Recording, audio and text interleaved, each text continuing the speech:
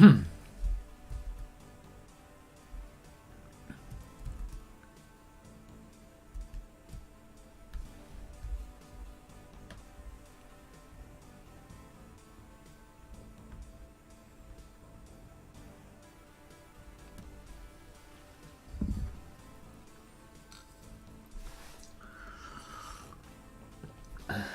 need to find Toki disk because that's the one that doesn't work in this, I think.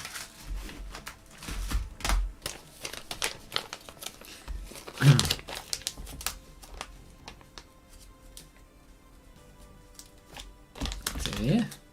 Can't get this bag open. Doo-doo. No, it's not in there. Where is Toki? I'm sure Toki doesn't boot. Hang on a minute. Oh. Hello.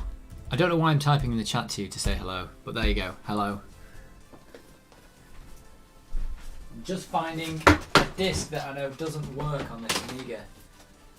If I can. Where is it?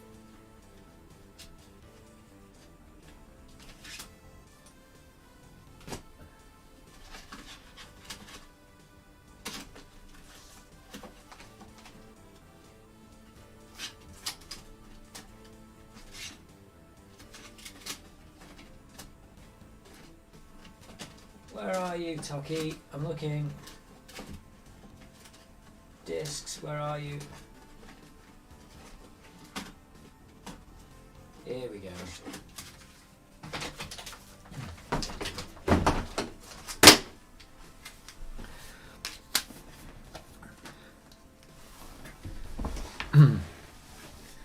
Yeah, I've got a busted.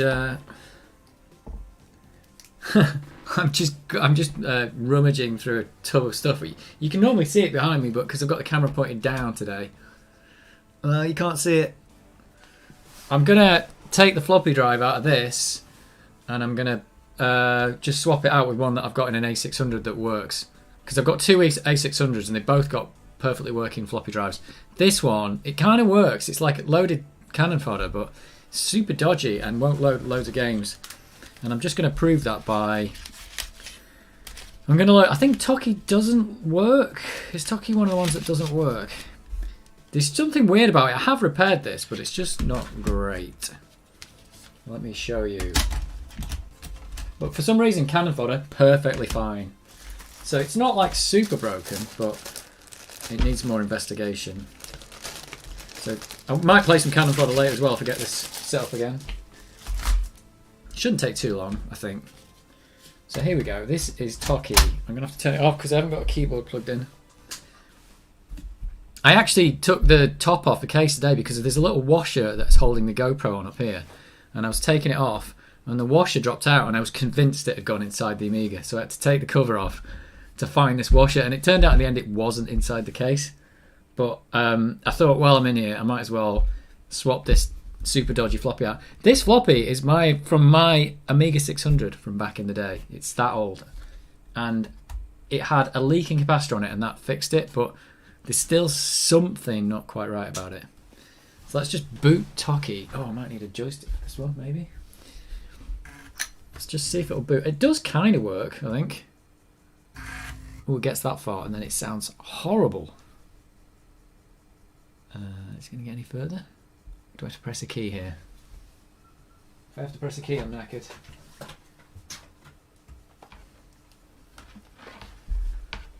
I think it might have crashed already.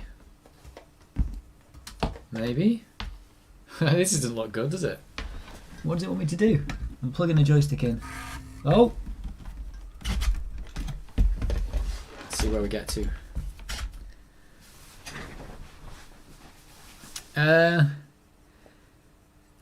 Yeah, that's the thing. I think that's why people go for Gotex, because they get these floppy drives and they're just dodgy. Like, you either get a disc that's dodgy, or even if you get that right, you get a drive that's dodgy. And this one's like it wasn't working, and I repaired it, and it kind of works. Like, you can play Cannon Fodder perfectly. I don't know where to go from here to like get it working better. I don't exactly know what's wrong with it.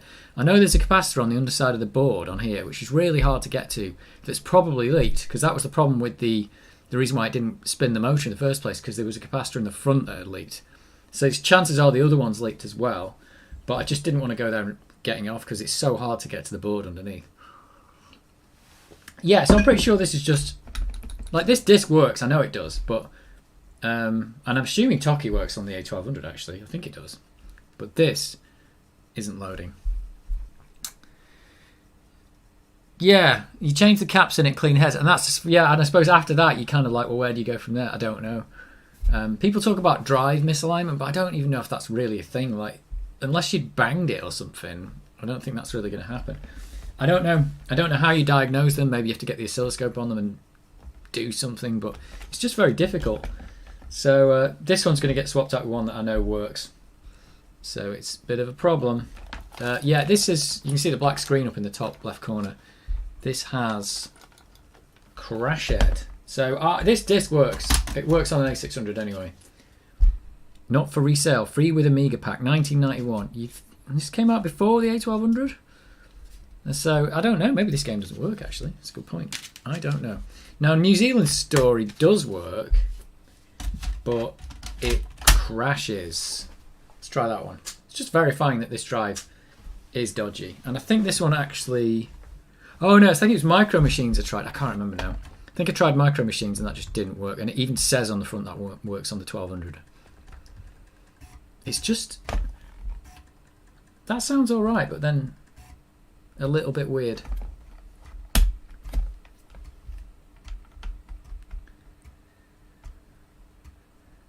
But 99 times out of 100, the caps have gone on these things. But not always. I've got the other one. In fact, the one that came in this 1200 is not the one I'm swapping it to. This one is the one that actually came in it. You see it's got the little the copper tab they put on it just to ground the keyboard. This is one I did try and repair in a video, and I'm pretty sure, I think it's that chip there, has gone. Because it just doesn't drive the stepper motor at all. And it appears to be shorted out. Which is a shame, because I think if that chip got replaced, this would probably come back to life. But it hasn't even got any surface mount caps on it, I think. It might have somewhere. So it's a bit annoying, like, I just can't find one for this. Mitsumi. Yeah, if like a second-hand one of these came up that was just broken, I could get it and maybe get this chip off it. But yeah, that's a shame. But that's not the one I'm putting back in. I'm putting back in a different one. I'm going to have to take apart an A600 in a minute. I think, is this crashed already? Yeah, I think that's crashed. So that's already gone. I think, yeah, it worked last week, but didn't I play it on the A600? Didn't I play it on the A600 last week? I think. Am I right? Did I switch over to the A600 to play it? I think I did. I'd have to check my own video. I don't remember. But yeah, that disc I know works. So, in fact, we can verify that in a minute. I'm going to plug the A600 in and we'll see. So yeah, I'll just put this to one side for a minute. Yeah, I think Gotecs are good, but that's the thing. It's like, if you are putting this thing together for the nostalgia, why not go the whole hog? I never had a Gotek back in the day. They would have been amazing. But didn't have one, so they didn't exist. Trying to get it back to... It's like, it's a bit weird. It's like I want it back to its former glory. Like how it was back in the day, but not quite, because I've put an SD card hard disk in with it's like 4 gig. Now that's not what I had back in the day. I had a 20 megabyte normal hard disk that sat there, and it was good. It was my first ever hard disk actually. But you know, I don't know. So it's like it's a bit of both. But at the end of the day, I've not. This does work like the old drive, except it's bigger and faster. Whereas when you put a Gotek in, I don't know, it's not really like the old drive, is it? It's like you've got thousands of floppy disks on them. I don't know. It seems really odd. I also don't like the idea of modding the case to get them in. If you can do it without modding the case, I think that'd be fine. Anyway, let's try the A600. I don't have a lot of room in here, so I'm going to put this to one side. Just short on room. This is like a really small room.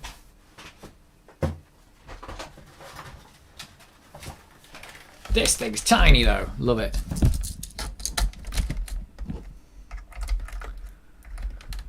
Let's give it. Right, watch this. Watch this work.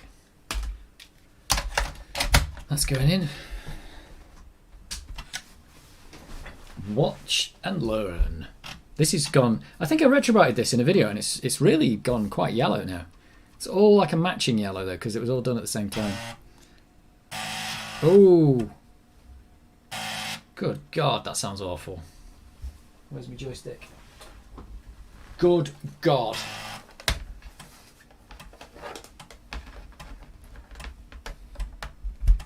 It sounds awful, but it's booting.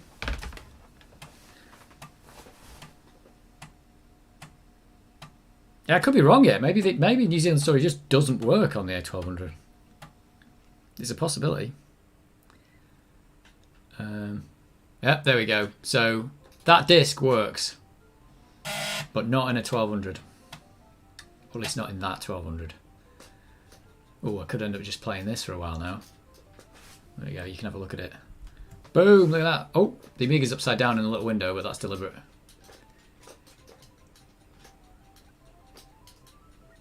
Yeah, so this is A600's great. Love it. Oh, you're going to get to see my bodge wire inside this A600. Because this is one I messed up. Had to bodge it. I think it's this one, yeah. This is one I got this off eBay and it was dead. It said untested, but it was dead. Had a broken ram chip. And at the time, I wasn't super confident about surface mount replacing surface mount chips. So I wanted to put a socket on and it was a disaster. You just couldn't do it. And if I'd have just put the chip on at the start, I would have been fine because that's what I did in the end. But because I'd messed up the board, there's just one connection that I couldn't solder on, so it's got a bodge wire on it. But it works perfectly. So I can't fault it. And even the floppy drive, I didn't service anything in that floppy drive. It just works. So this thing is going to be the donor. Even though this is a fully working Amiga 600, I'd rather have a slightly broken A600 with a working 1200 because I've already got an A600. I've got another one that was my original one, and that one's got a hard disk and everything. This one hasn't. So this one's got to come apart. It's donor time. And I got one of these. This is not sponsored. I got one of these iFixit toolkits and they are really good. Oh, I'm going to get into screw hell here because I've got screws from all different cases. I'm going to go into screw hell. Where's the correct one there? This one maybe?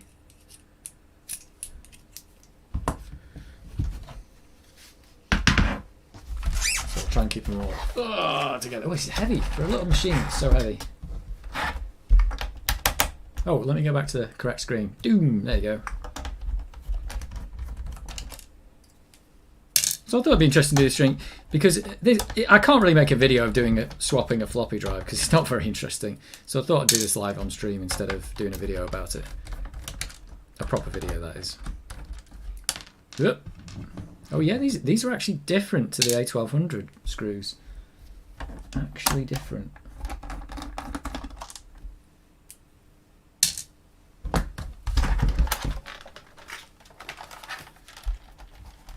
Yeah, I'm not really. Yeah, I suppose when you say as long as it still works, yeah, it's nothing. I'm not really changing anything today. I'm just swapping around which one's broken and which one isn't. So I've got basically after this, I'll have a working 500, a working 1200, and a working 600, and one 600 with a slightly dodgy floppy drive. Just slightly dodgy, but slightly repaired. Oh, you mean talking about the repair for the RAM chip? Yeah. I was just a bit disappointed that I didn't get it right first time, but I was kind of learning. And I'd really try. I was trying my hardest not to mess everything up, but it's trying hard to not mess everything up was what actually ended up messing it up. I've still got the broken sockets here. Where are they? Hang on. There's one of the sockets I tried to put in. It's just they just snapped because they were just so hard to solder in. It was just impossible. I really should have thought because even if I did it, you can't put two in. They won't even fit next to each other. Anyway, lessons learned there about trying to fit. But surface mount stuff isn't that. Even those ones aren't really that hard to solder on. So I should have just done it in the end. Oh, forgot about this. This is completely different. Let's get this thing out. You've never seen inside a 600? Wow, you're about to now. Whoops. As he says as he forgets to take the keyboard out. These keyboard connectors though, oh god, same in a 1200. It's quite similar to the, I suppose it's quite similar to the 1200 really, is it? You got 2 RAM chips instead of 4. It's, you know, you get 1 ROM chip instead of 2, but on the whole, there's a lot of similarities around the place. This same bracket here. But yeah, it's all shoved in much closer. Let me put my wrist strap on so I don't destroy anything. I hate these little keyboard connectors though because they're so. I had the one on my other machine upstairs. Sometimes just refuses to work.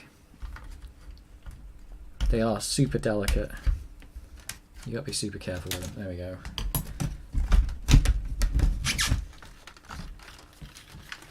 All right, and now I've got to start sticking stuff on the floor because I don't have any room.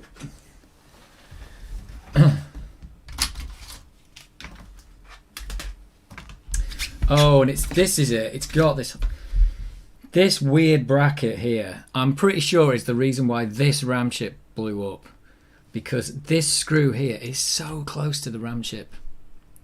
So close, and I'm sure it shorted it out. I'm sure of it, but I don't know how it happened, but that RAM chip was blown. That's the one I replaced, and there's my I don't know if you can see it, but there's my green bodge wire. Because I just got one pin that I just couldn't solder because it just wasn't doing it. And every time I was soldering, I was afraid I was going to bridge some more solder joints. I was just quite glad I got it working in the end. It did actually work. You can take that, by the way, you can take this RAM chip out, and this totally works. That's actually an optional RAM chip. It says it on the schematics. Like you can take that off, and you can have a 0.5 megabyte A600. And that's what I did. When it was broken, I desoldered it, and it just came back to life. But a 0.5 megabyte A600 is probably no good to most people because all of the games that were ever written for a machine like this needed a megabyte anyway. So, right, I need to take this thing apart. Let me do the ones off the back first. It's so dinky, this machine though, it's lovely.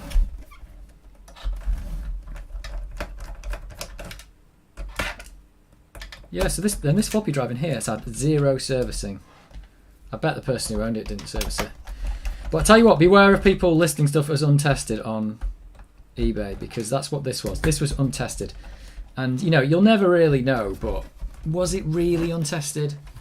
Did you really not have a power supply or anything you could plug into these 3 different ways you could plug it into something and just test that this actually, you know, was working?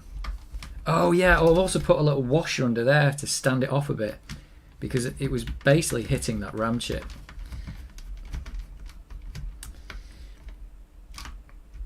Yeah, I know. I can see why they moved away from the sockets, because it's cheaper, and they were all about the cheap.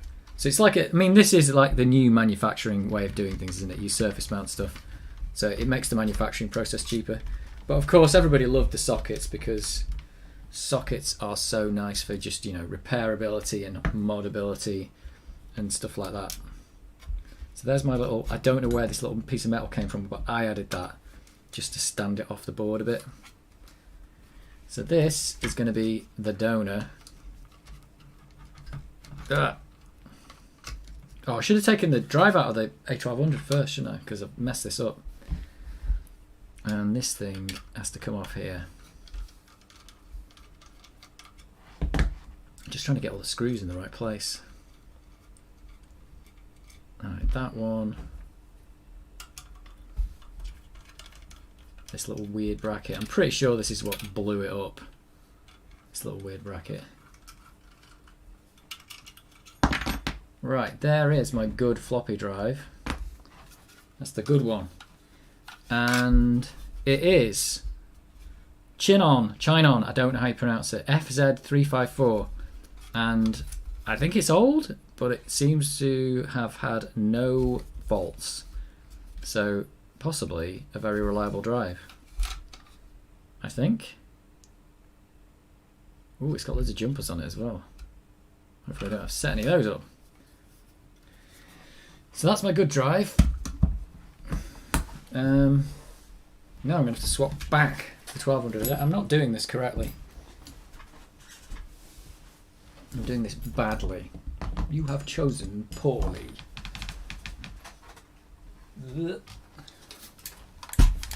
And of course they've got different brackets on, so that's a problem.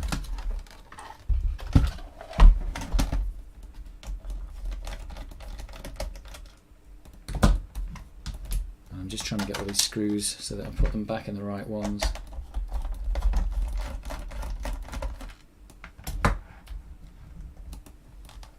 There's that one.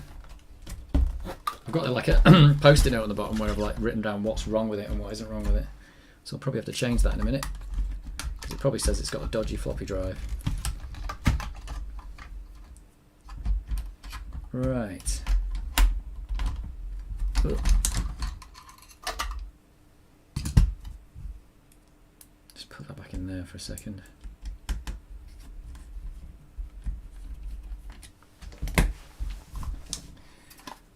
Is this gonna fit? Oh yeah, it does have the correct. Yep, must be a standard mounting thing for all of them.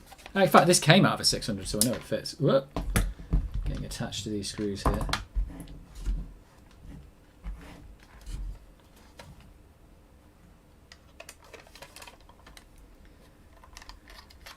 It's quite hard to do everything on camera, really, because the camera. I can make the camera angle wide actually. But I probably don't want to do that because it really bends everything. Oh, which drive's the one you're struggling with? The FZ354? Oh, right. Here's me saying it might be super reliable, and it turns out not super reliable. Right, there's your dodgy one.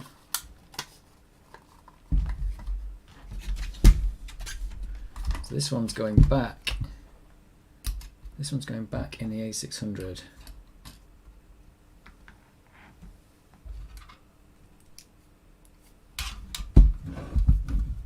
Don't know if you can see these. Are they on the camera? Ooh, that doesn't stand up there. It's got a little screw on it. Which way does that go on? Is it like that? I think it's that way.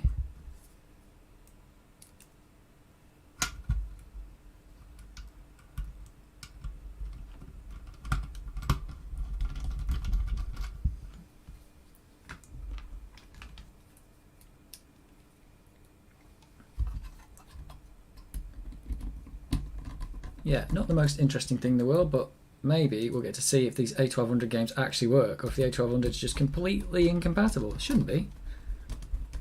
I think it's quite a compatible machine.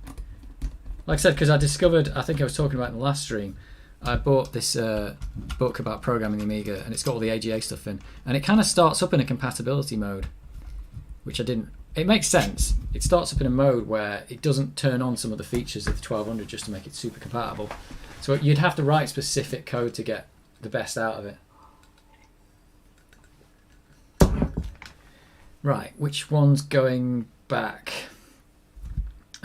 This one's going in here. Let's just check that's correct. So we're probably going to get 1200 working first.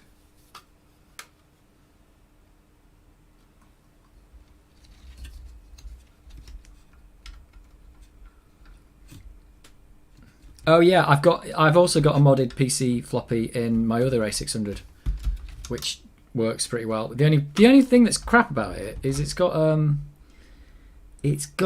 like a 3D printed button, and I think that's the only thing about modding them. Like I've seen somebody do the mod. I can't remember exactly how you do it, but depending on the drive, you probably don't have to do very much to mod it. But the button's in the wrong place, and I think that's the problem with a lot of this stuff. So you have to like. If you haven't got a 3D printer, like how do you get the button working? Because it's just in a different place on the PC floppy drives. Right. This doesn't feel like it wants to go in here properly. It doesn't feel right, but hey, I'm going to run with it. Right, on the back now.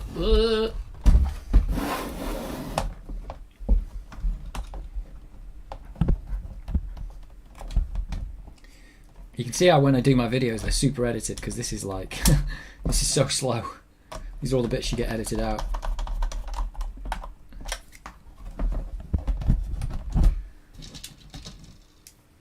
So yeah, so I wonder if this, I don't know why, but it's super reliable for me. So you've obviously got a dodgy version. It's just maybe look at the draw. I mean, they've all got PCBs in. They've all got like surface mount caps in. You know, they've got mechanical parts, and you know they get dusty. Their heads can go bad.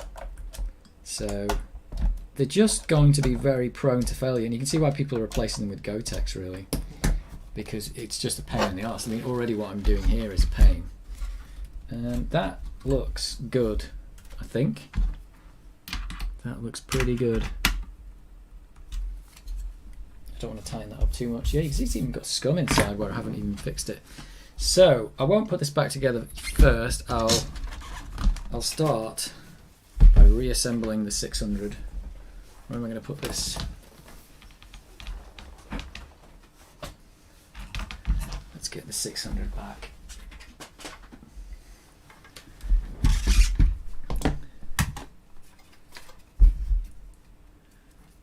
I love this little 600 computer. It's great. It's such a little teeny computer.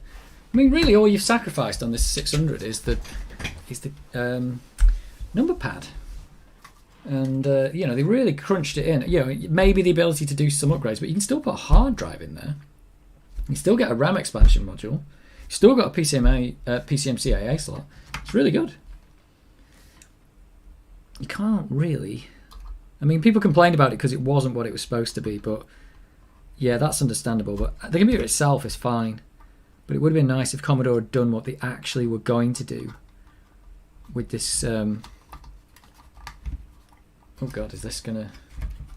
Is it gonna work? There it is. It goes there. Yeah, it would have been nice if they would done what they were actually gonna do. Yeah, one bad disc. That's it. One bad disc, and it just dumps crap all over the head, and you're done then, aren't you? Yeah, I don't know if you know about the I don't know if you've seen the talks with Dave Haney, who did a lot of the. I think he started work on the Amiga 500, but he did a lot of the big box Amigas. Oh, I need to put that little bracket in underneath so it doesn't blow itself up. This is a bad design. Putting this right next to the RAM chip. The Amiga 600 was going to be. I can't get this damn thing out now. The Amiga 600 was going to be, it was going to be initially called the A300. In fact, if you get the power supplies, you'll see they say A300 on the bottom sometimes. And that's because that was the original name of the computer. Let me just get this thing back in correctly. And the idea for it was going to be, I think it wasn't even going to have a floppy drive or a hard drive in it. It was going to be like super low cost. So no floppy drive or hard drive, you just bought one if you wanted one extra. So you could plug an external floppy drive in and use that. Or if you didn't need a floppy drive, you didn't need to buy one, you could just run off the hard disk. And it was going to have a kind of little bit of circuitry that was apparently quite clever, that was basically going to build in the Genlog inside here. So that basically this would become kind of like a mini video toaster, which would be awesome.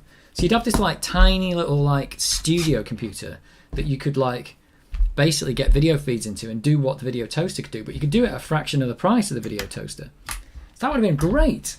That would have been an absolutely awesome machine. But in the end, they were just desperate to get anything out, and they went, okay, forget about that. Just put a floppy drive in it and pretend it's like the 600, which is a bit better than the 500, and actually it's not cheaper. And it ends up just being a slightly, well, it's not a cost-reduced version of the 500. It's just a more expensive version of the 500 without the keypad, but with a hard disk interface and slightly more chip RAM. So it was a bit muddled, and that's basically because they cut the R&D budget, and they weren't doing proper R&D. They basically cut all their engineering budget, and were running out of money. And yeah, stupid. Right, I might give this a little test. I mean, we know this can boot Cannon. In fact, we can boot New Zealand Story and watch it not work. I think. Let's try that. Let's plug your sound in so you can hear everything. It was a cracking little machine, and it would have been great as that little studio machine. Let's try New Zealand Story, and let's just see that this fails. I'm expecting this to fail now. Ah, there's the horrible sound. Well, it's booting it anyway, so I've plugged in the cable the right way around. Yep, it sounds horrible. There's New Zealand story. So the 1200 would crash about here, wouldn't it? Oh, it's loading though.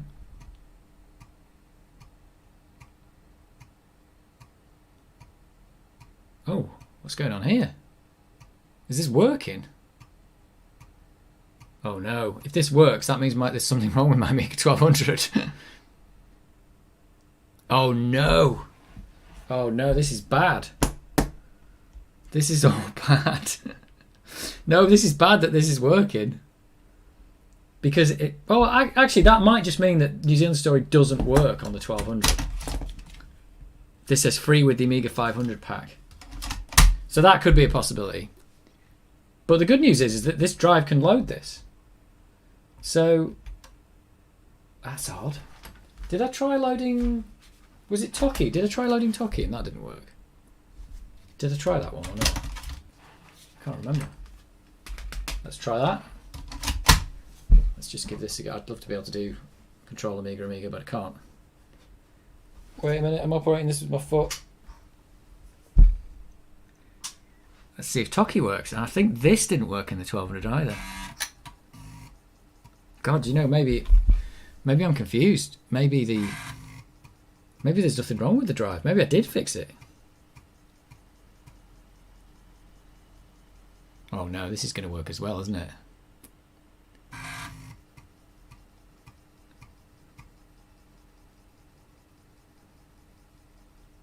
No, this is working as well. Oh no.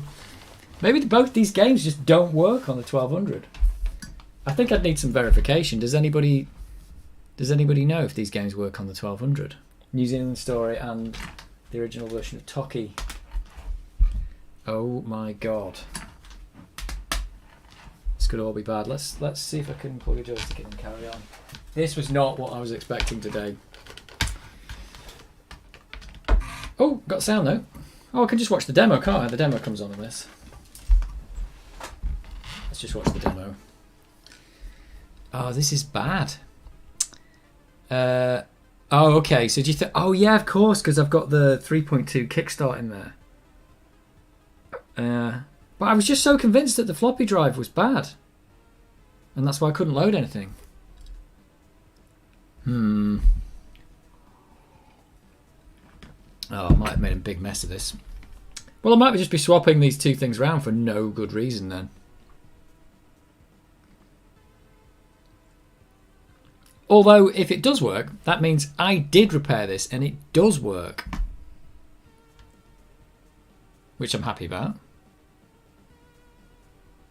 Come on, you can start. It'll start the demo in a minute.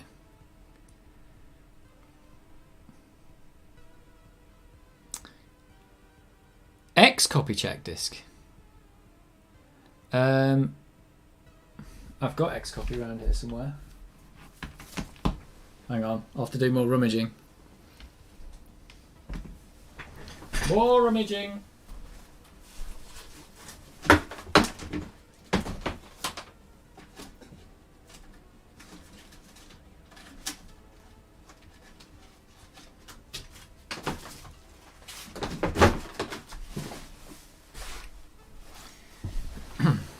Well, I'd like to see the demo on this. Oh, there it is.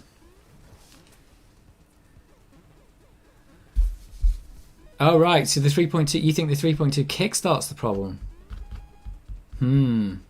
Could be. I didn't think it'd make lots of games incompatible, though. That's really odd. I suppose I could try it in WinUAE later on and see what I get. I'd not really thought. I'd forgotten that. I'd kind of forgotten. You think that it's going to be compatible, though, don't you? But...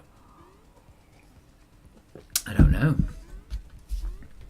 I mean, there were definitely some games that didn't work on the 1200, and this shouldn't have been, I think, because if they're programmed correctly, then they should work, I think. But the truth is, I don't think all games were programmed correctly. They might be like taking shortcuts or something like that. I don't know. Generally not with games though, because they're kind of ignoring the kickstart anyway. They'll just turn off the, not use the kickstart ROM, really. The kickstart's just getting it to boot. That is weird. Right, let's try it. So that works. Hey, I've fixed a drive that I didn't know I fixed. Oh, I'm going to need a mouse for this, aren't I?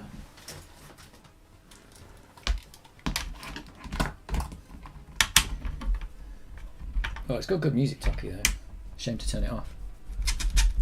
Come on. So, I'm quite annoyed now that I might have just wasted my time with the floppy swappy. That's the whole name of this stream, and it could just be a complete waste of time. No virus on boot block, thank God. Thank the Lord.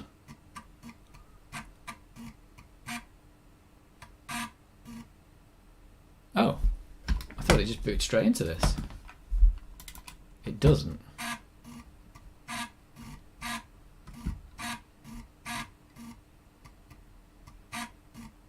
Xcopy Pro.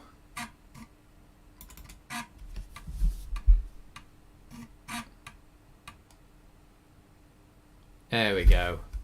So what do you reckon I do? Just do check disk. Could I do it on the Xcopy disk itself? I could do it on the Toki disk. Will it not come up with bad sectors because of copy protection or something though? Like if I did it on the Toki disk.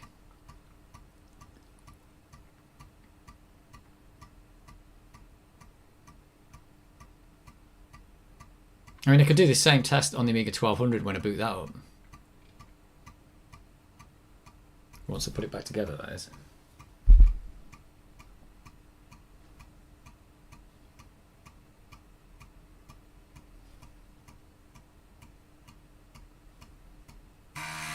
Whoa. Okay, let's do it on the Toki disk. I mean, that makes sense. So it's validated that disk anyway. Will it not detect? I don't think Toki's got any copy protection on it.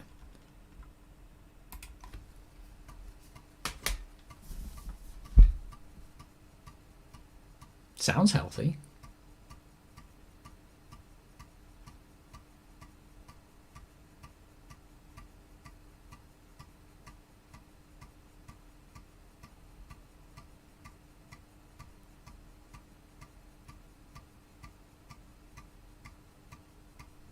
These are the exciting bits you don't see when I edit videos. Ooh, what's happening?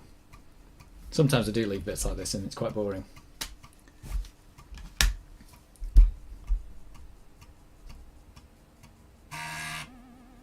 Operation complete.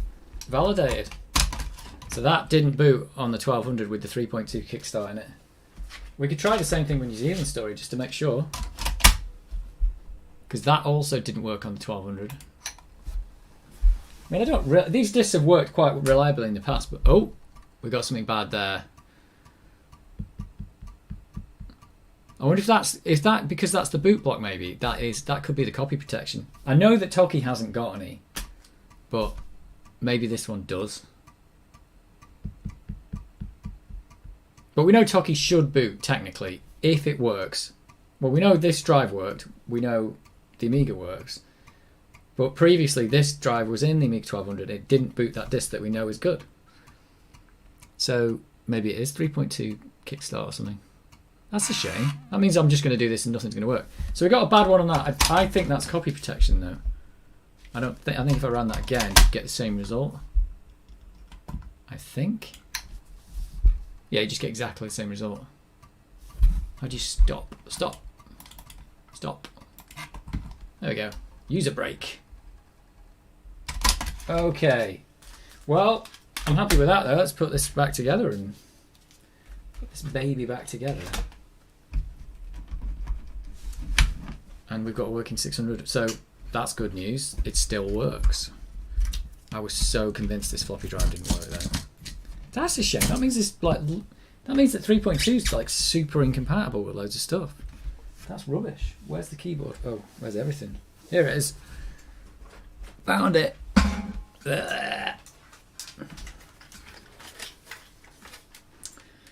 Oh, I've got to put this little. I've got so little room on this desk. It's because I'm streaming and I've got the laptop on here. I don't normally have that. Your camera might wobble a bit. This thing, I bloody hate these things. Not because once they're in, they're all right. I mean, I'm sure they were super cheap, but super crap as well. The one in my 600 the other 600 I've got was just super unreliable. Absolutely unreliable as hell. Oh god, and there's not much room in here to get at this stuff.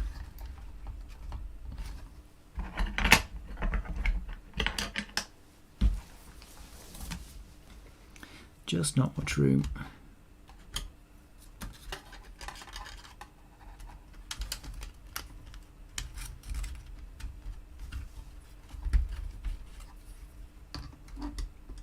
That is one thing about the 600. There is not a lot of room in here. Although it's surprising the amount of stuff that people have put in them. Like it's like a TARDIS. You just keep putting more and more things in there. There we go. I think that is in. I'm going to push it down.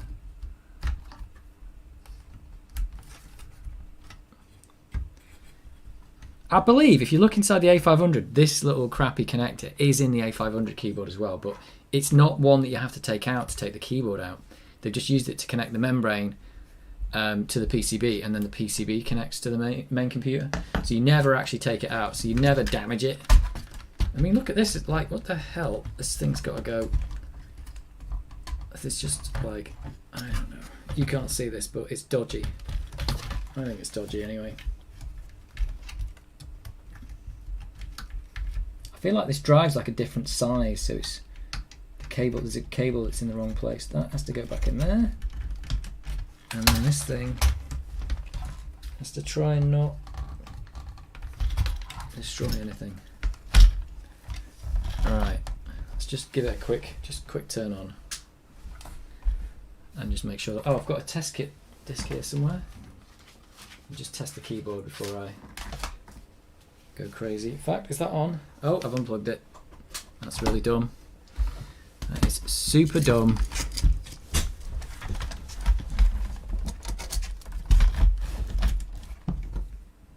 Let's plug the audio in.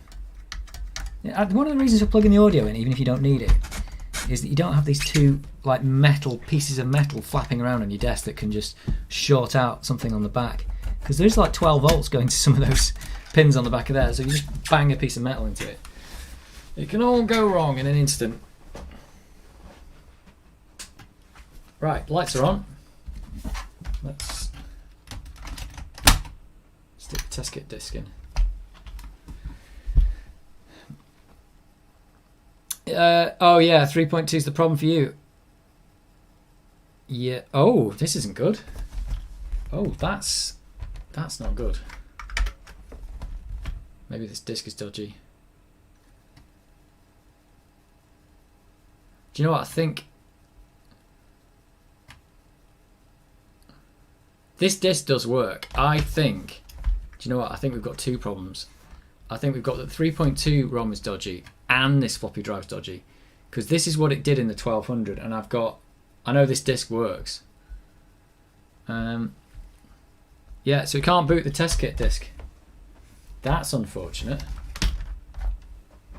I think though that's nothing to do with what I've done. I think this is a dodgy floppy drive, so I'm going to put it back together. In fact, I'll leave that to one side. Oh no, I'm going to put it back together. Let me put the thing back together. I just want to make sure I'm not crushing this little ribbon cable. I don't think I am. But let's get this thing out. Interesting to see if that test kit disc boots in the that test kit though, that should work in the Amiga, because that's like a modern program, so that should work in the 1200. So that's what I'm hoping for at the very least. So maybe it's two problems. 3.2 is dodgy, and drive is slightly dodgy.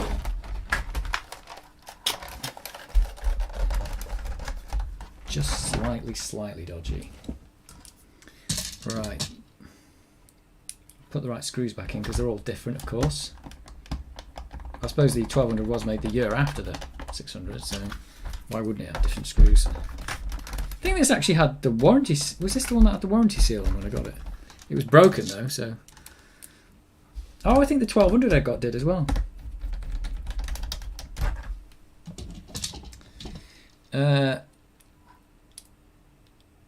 Yeah, I haven't got this Amiga 600 is like it's like a stock Amiga 600 with just a memory upgrade. It hasn't got an SD card in it. I've got it. I've got another Amiga 600 that does have an SD card hard disk in it.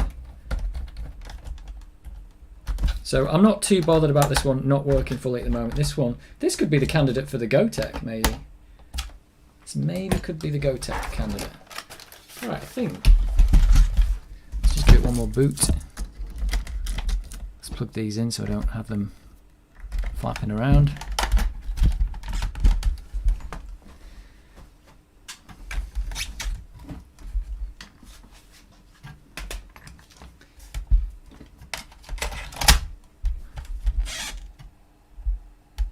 It's also a bit wonky, it rattles. It's going to do the red screen. Oh well, let's just boot anything, just check that anything works, check that X copy works. Just boot something while it's all back together. Oh sorry, you're talking about... okay. Oh, use WHC load for all the games, right? Okay, yeah, that's another way of doing it. I haven't done that as well because don't you need loads of RAM for that? You have an SD card. Do you need loads? It hasn't got any fast RAM in it at the moment. That 1200. It's got no fast RAM. It's just a 2 megabyte thing. Yeah, this works anyway. I don't need to go any further than this. So I haven't tried that WHC load stuff, to be honest. But yeah, I don't know if not all games work with that WHC load though, do they? So, I mean that would be nice because I suppose you can keep the floppy drive. You can keep the floppy drive and you can load from hard disk, but there's no going back once you do that. Anyway, that's a working 600, which is nice. Kind of working, not really kind of working. And now, back to the crux of the matter. The 1200 that I was trying to fix in the first place. This time, oh god, this feels so big now after having the 600 on the desk. This, I'm going to just check. And I'm going to see if we can boot that test kit disk. Because I haven't tried this yet. Where are we, test kit? Here we go. Hopefully I've got this in the right way. We'll know in a minute anyway. You don't get to see the power light because... Oh, I tried to plug it inside there. That's the 600. This is the 1200 now. Oh, look at that. So that disc definitely works. So yeah, I think it's both. I think we've got 600. We've got we've got a 3.2 Kickstart ROM incompatibility. God, I can't get this. Tell you what, I preferred it on the side. 600, you had it right the first time. Here we go. Yeah, 3.2 incompatibility and... Oh yeah, look at that. I've got no keyboard, you see, so I need the mouse. Let's just try. I just like the audio in this. It's really good.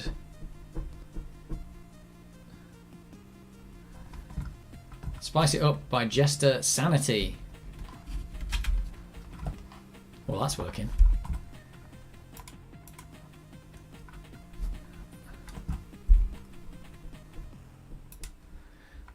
What else we got? Let's just give the... You can test the floppy drive in here as well, can't you? Anyway, this is working, so... This is all good. What about Tokyo then? What are we going to get? Place your bets now. Is it going to be no? Is this not going to work? Place your bets. It's not going to work, is it? Da-da-da. But we know this drive worked because I played it on here. And... But then again, the drive that it came from didn't work, so the bets are pretty much this isn't going to work. If it does work, I'm totally confused. And we can try the Xcopy test as well, can't we? Just to make sure. I'm plugging the joystick in like I'm going to be able to play this.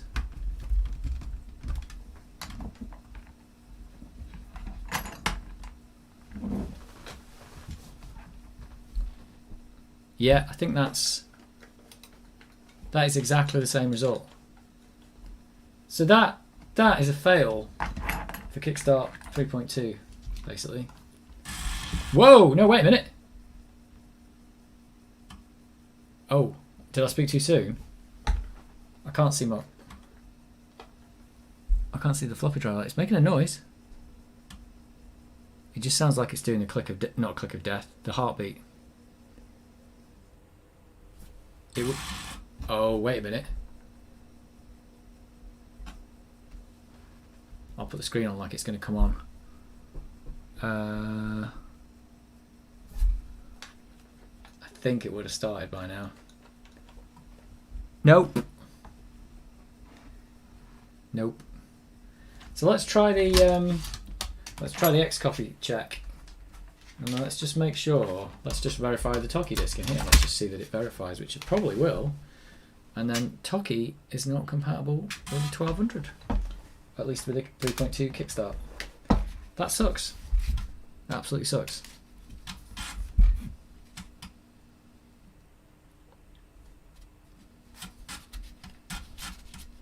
I love all the crossed fingers. That's really. Oh, is it gonna work? Is it gonna explode? We don't know. Oh, wait a minute.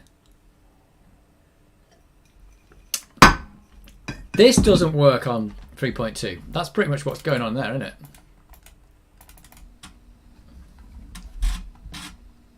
Oh, I mean, maybe it is working.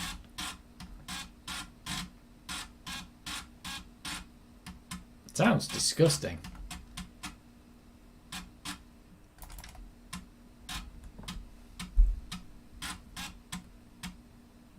Come on, you can do it. Hey, there you go, it does work. Right. Let's verify that the Toki disk, because we know this verifies, and I'm pretty sure this is going to come up 100% working. Oh, is it just me, or is this faster on the 1200?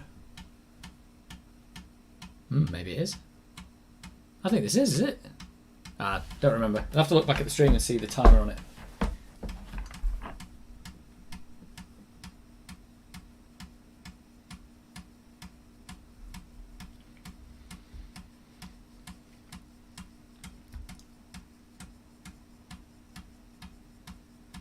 And the result is... gives you like a ping. Yeah, totally works. So I might have just completely wasted my time. I think swapping these floppy drives around. Oh no, maybe not, because this test kit doesn't boot. This isn't booting in that other, and it should, because there's nothing stopping this working on the A600. It works fine. So that floppy drive is a bit dodgy, but on the other side of things, a lot of these games aren't compatible with the 3.2 ROM. So let's try New Zealand Story. Let's see where we get to with that. It does seem faster, doesn't it? I think that was faster. I mean, it's got it's got the double speed processor and the 32-bit bus, so maybe that's helping out. Double speed and 32 bits. It's the future, man. This is the future. Right, New Zealand Story. Come on. You can do it. Be compatible.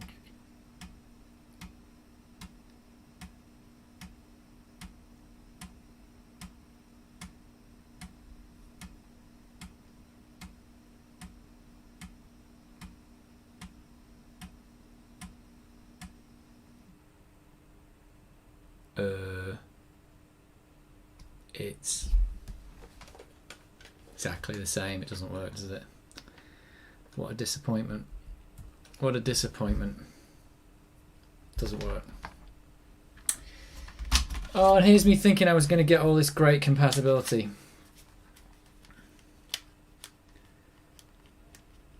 What's your Magnuson Moss? What? What? What is going on there? Don't know what that means. Right then, let's put this back together, because, I mean, I've not broken it. I mean, I might have made it a little bit better. So that's pretty cool. That is pretty cool. I mean, I suppose I could just, I suppose I could just test that Cannon Fodder still works. Because that worked before. So why not? Why not? And then we get to hear the great music. That's probably what I'll play after this, if to put all this stuff back together.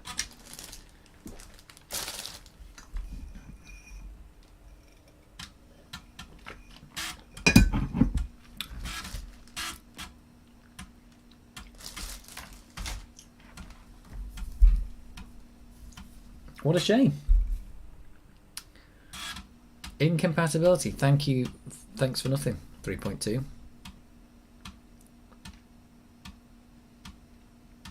So the Relic thing, can you just load that from a floppy disk? Because I know that, I think it's because the Amiga 1000 had the ability to, there's a special kind of disk, isn't there? A kick disk. Well, this still works. There's a special kind of disk, isn't there? The kick disk, and that's, I think that's because that was supported on the A1000. It's supported all the way through the Amigas, I think. Oh, disable the CPU cache. Do you think that would have an effect? I could try it. Why would the CPU cache affect the game loading though? Would that make any sense? CPU cache would just make the CPU go faster. I mean, the CPU's just faster anyway, so I could try it. Hell, let's try it, whatever.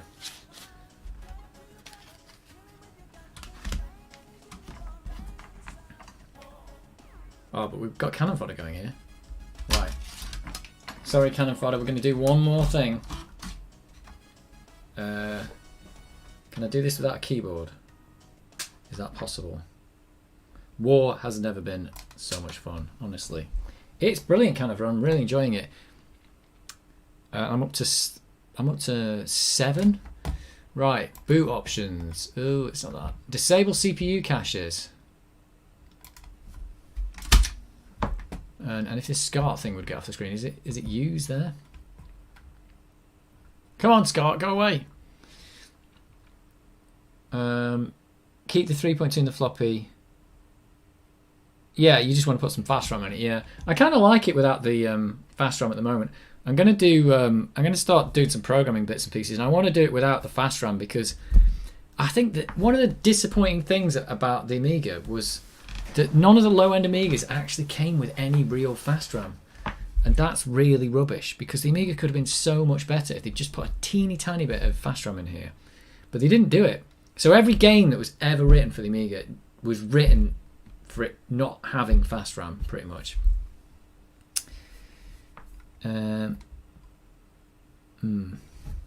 Right, let's use that, and let's boot, and let's see if Toki boots now. I suspect exactly the same.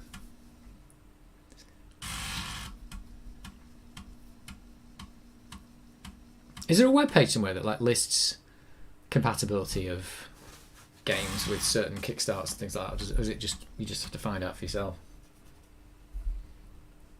Oh, whoa. Okay, who suggested disabling the CPU cache? You get plus five points. Who said that? Bam, 1200. Because it didn't get this far before, did it? Oh my god.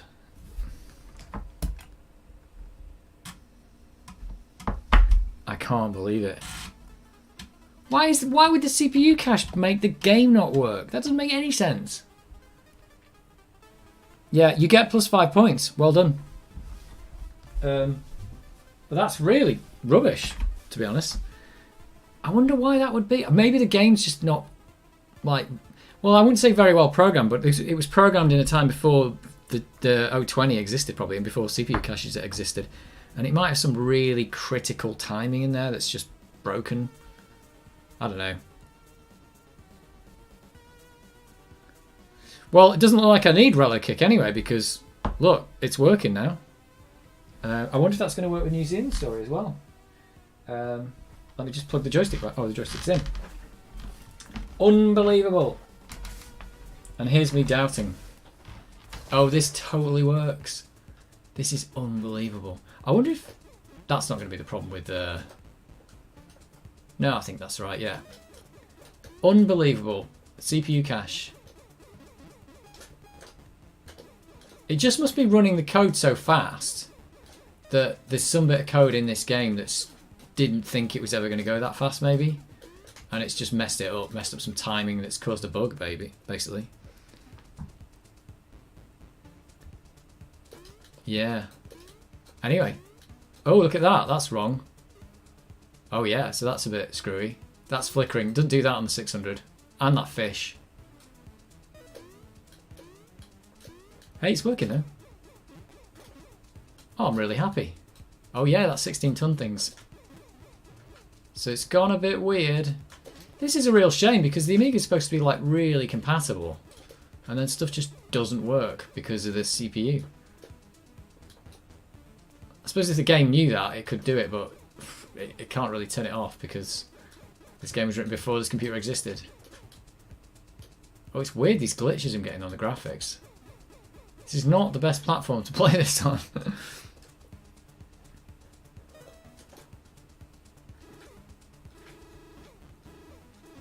See if we can get through the first level. Oh god, he's glitching out.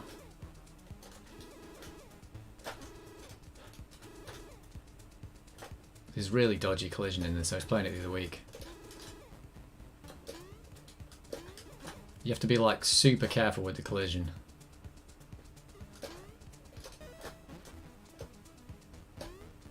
Oh, I nearly messed that up.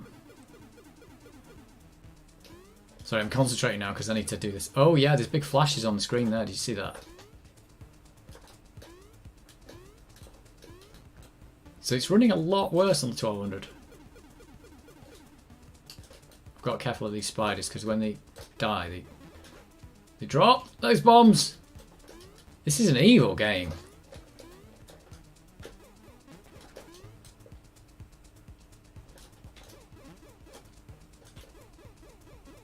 Ooh, I thought I was going to get killed by the thing. So what would do you is it called HDW load? I thought it was called WHD load. I don't know. But will that does that just make that can't make this work because this has been solved by the CPU cache, but would this just fail anyway? I don't know. Perhaps people just don't give enough love to this game, so they don't really know. I'm going to do the first level now. I'm here. What the hell?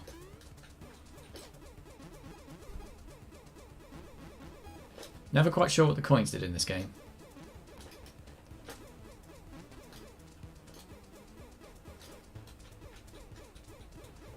Yeah, so the glitching, not good.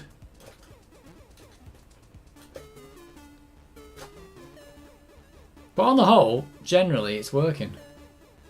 Cheese this boss here by just standing here, I think.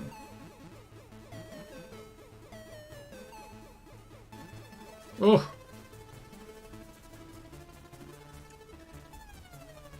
Oh, you can turn off AGA as well. This is the thing though, it shouldn't... Again, it shouldn't even flash. But something this game's doing is causing that incompatibility. But it should be fine. You should be able to start this up. And it should just run like it wasn't AGA. But there's only a couple of extra like registers. And if you don't use them, it even... Yeah, everything it does when it boots up, it boots up in like a compatibility mode. You'd have to go in and turn compatibility off. Which you wouldn't do if you were written before the 1200. But I suppose turning off AGA might do it, but... what the hell? I don't know, I'm not going to do that. Anyway, there you go, that works. Let's try that with New Zealand Story. We are learning. CPU cache, bad. Although CPU cache is just how CPUs work nowadays. Without them, they would be done. I can't do a soft reset, so I'm going to have to go back. Let's try this again. Right, is it boot options? Disable CPU cache. Where's the use? I can't even see my mouse player. Got a big light in my face as well. There we go. Boot. Let's see how we do with New Zealand Story.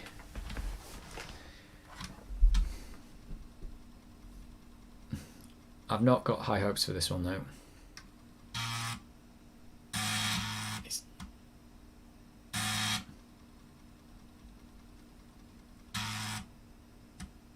Oh yeah, is it WHD load, not HDW load? I don't know. I've never used it, so. But I have got the SD card in here, so like this thing, I could totally do it. But I just don't have any fast RAM. I'm pretty sure a lot of the stuff won't work anyway. Or maybe games that only need half a megabyte might work. I don't know. Oh, this just ridiculous. This one works as well. Ridiculous. Whoa, is this running? This isn't running faster on the 1200, is it? It wouldn't do that. Maybe it's just me. Maybe there's just like a frame rate slowdown on the other ones that it's just not getting it. Maybe it is. It feels like it's running faster. It's just me. Is that just me, or just because I've just been playing Toki that's so slow? Maybe this game's just super fast. Well, there we go. Thanks to the person. Thanks to Bam for suggesting turning up. I can't believe that worked. Absolutely cannot believe it. Totally works. Right, let's just put this thing back together and stop crying into our chipsets. I can't believe it.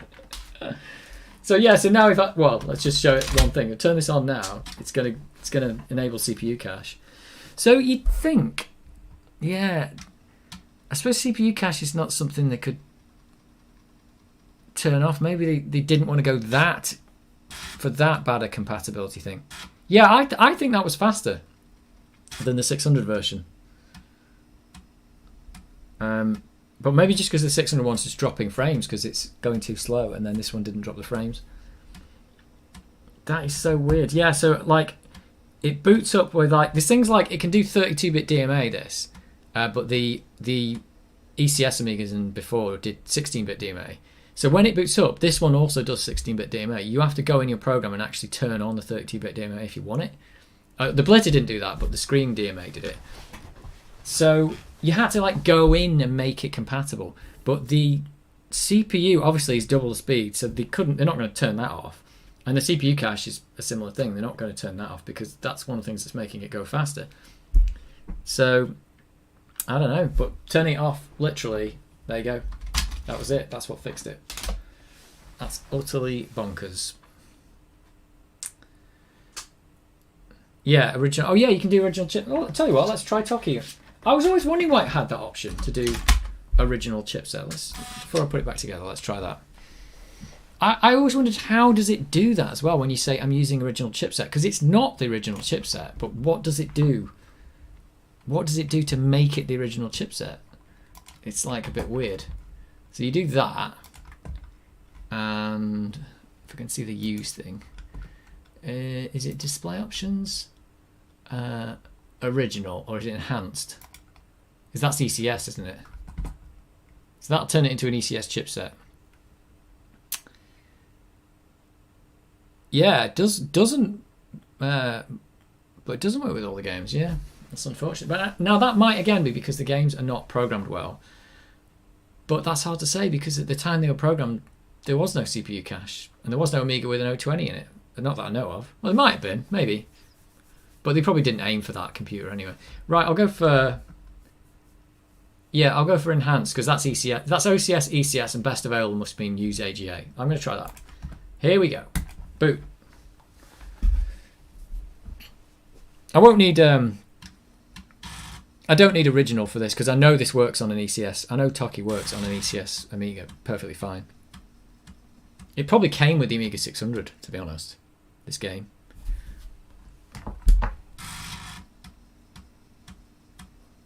So let's see if we get any glitches on this. That worked fine before, didn't it?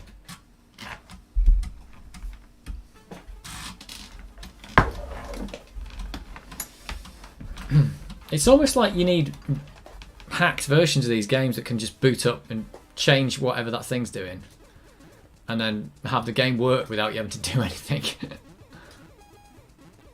Oh, I think I saw glitching then, hang on. Oops. Oh, that's the dodgy collision detection, by the way. You can just get absolutely done in there.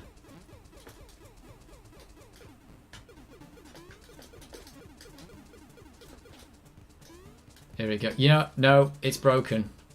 So that hasn't fixed it. So that doesn't do that on the 600. And that fish down there that's glitching out and stuff. I mean, it's not stopping you from playing the game, but that is a new AGA feature that they've made. A special glitching monkey feature. Oh well, at least you can play it. Which is better than I could do before.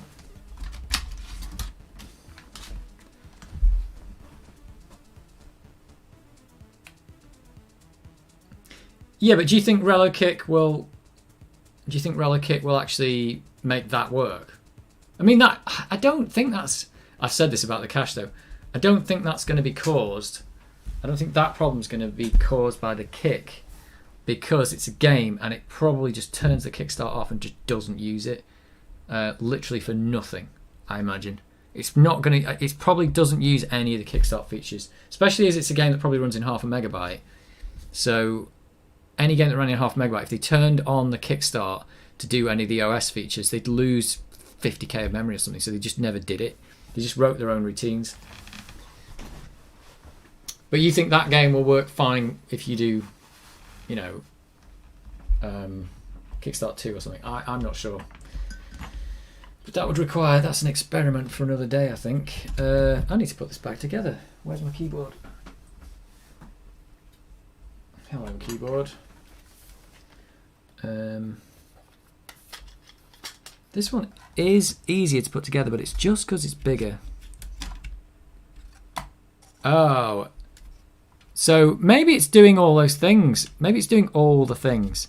It's emulating the old chipset somehow. Because whatever that button did in that Kickstart menu, it must do something. And it must turn the CPU cache off and then load the old Kickstart. But I don't think for a game the Kickstart is going to matter. I don't think. Depending on if the game uses it. The game might use it. That's the bit I don't know, because it's nothing stopping a game from using the Kickstart, like the OS features. Like they could use it to load files off disk or something like that, but they're not using it for drawing. So I don't know. Let's unplug it.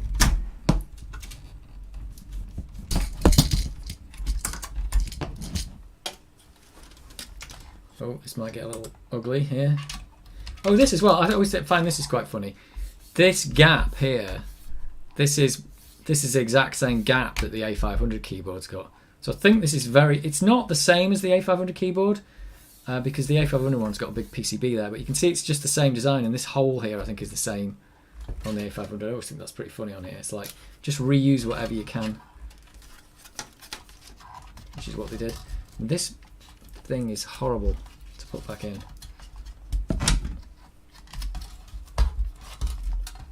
I actually prefer the A600 design for this one. There we go. Let's get this thing back in here.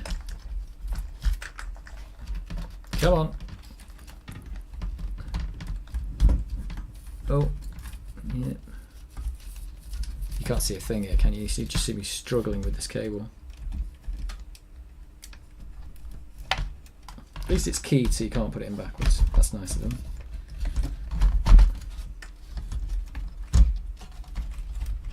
Anyway, it's a success. I've got a pretty working A600 and I've got a pretty working A1200. I like this about this live stream. I don't think I would have thought to disable the CPU cache. I didn't think to do that. I would have thought that you can get this goddamn cable through here though, just in a way that it doesn't mess everything up. Come on. Yeah, this design of the A1200 like cable here is just horrible. It's just really stupid. It's like because you're pushing it through this hole that was designed for the A500. Hate it. Oh yeah, look, it's just got a big cable shooting out there now. Come on. Hang on.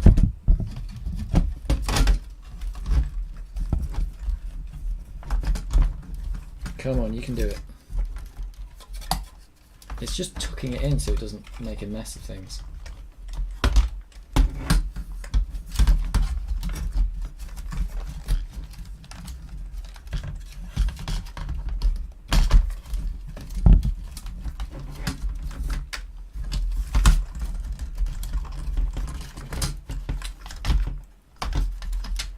Oh, I just hate this cable. Absolutely hate it. Come on. It's just getting it in there so you can't see it when you close the keyboard. Like it's got a green cable sticking out.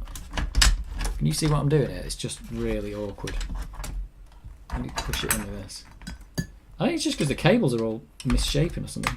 There you go, get in there. Good God. Right, the A600's got a better design than that. You just got a little short cable and it fits. It's that simple. Alright, okay.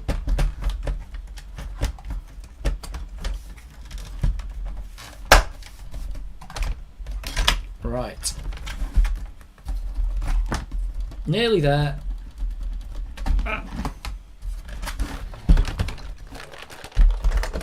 Nearly there. Right. Where are we? Just got all these screws to put back in now. Does anybody not know the putting the screw in backwards trick? Does anybody not know that? Screwing anti-clockwise. Does anybody not know that trick? It's every time I put a screw in now, you feel like you should tell people that, but then you feel like everybody now knows that. Yeah, I only had a 1200, so never played games that didn't work. Yep. Oh, I see what you mean, yeah, because you wouldn't have even bought the game, maybe, if you knew it didn't work. It is a shame about the A1200. It just came out a bit too late in the life of the Amiga. And it could have just had some fast RAM in it. That would have been great. It should have had fast RAM out of the box. And it's not that you couldn't put it in. It's if you put it in the actual machine, developers can then write games to use it. But I suppose this thing only ever got about 10 games written for it anyway, so maybe it was too late. But that's the advantage of putting the fast RAM in the box, is that you can write a game that takes advantage of it. But no game ever did that. No game ever did it. Right. Yeah. It's not very much to put, 8 megabytes of flash on. It's just, like I said, it's just a shame it wasn't in the box. I mean, I think this thing would have been better off with 1 megabyte of chip RAM and 1 megabyte of flash RAM. I think that would have been a better computer. But, I don't know. They could have even put a teeny small amount of flash RAM in there. Which I think they had a plan to do, actually. To make like a mid-range Amiga, but it never actually happened. Oops, I need to put this away. I'm putting this screwdriver away like I've done. Like this is definitely going to work. But mainly because I need the room on the desk.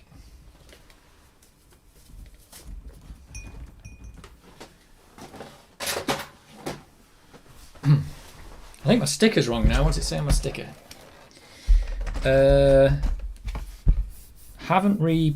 No modulator caps. I didn't recap the modulator. The modulator won't even work in this anymore anyway, so I need a pen. Got a pencil. Floppy drive, that's all wrong now. This is all wrong. This is all wrong.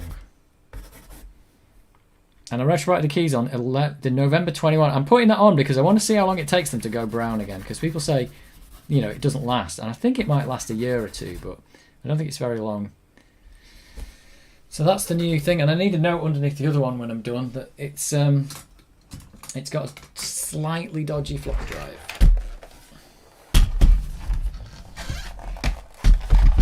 And there we go, we're back. We're back with the A1200.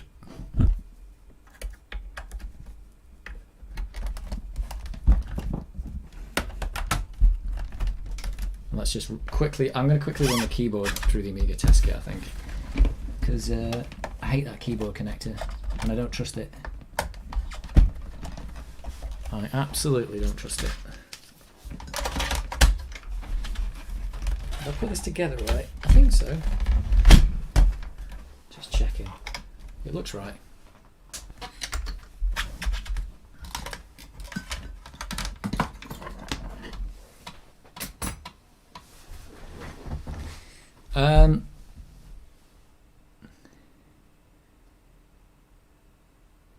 Yeah, I'm not sure about it. It's the PC was weird because you're saying at the time preferred to upgrade the PC every year, and then they had an Amiga basically without an upgrade all the time. Yeah, it's a bit weird.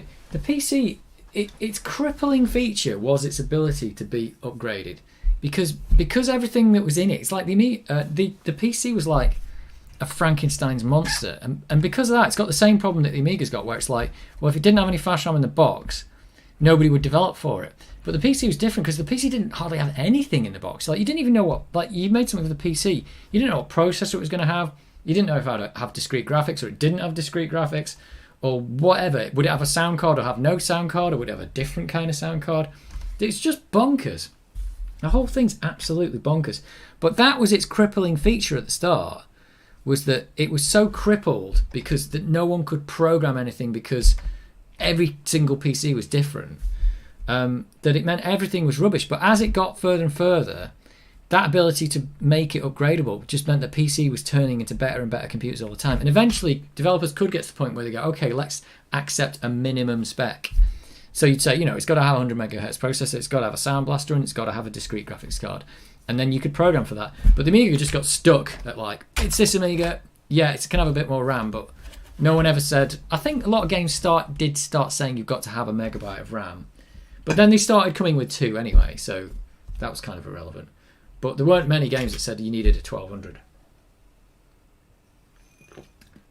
So the thing that made the PC slow, like at the start, like a bad machine, eventually was the thing that made it a good machine.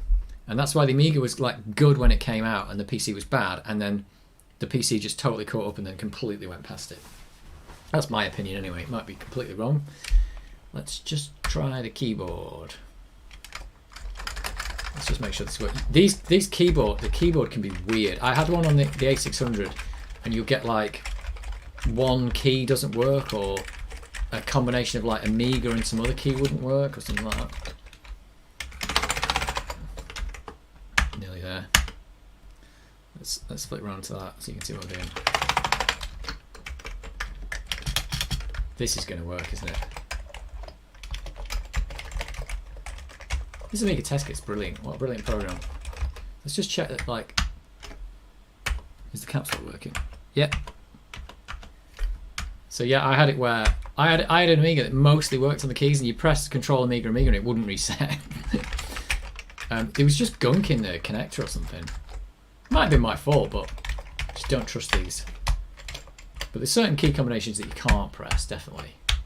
Like, I can press R and J, but I can't press F and J. But that's like not deliberate, but it's a side effect of the way they've designed it. So you can do that. You can do that. You can't do A and S together because they're probably sharing something. Pi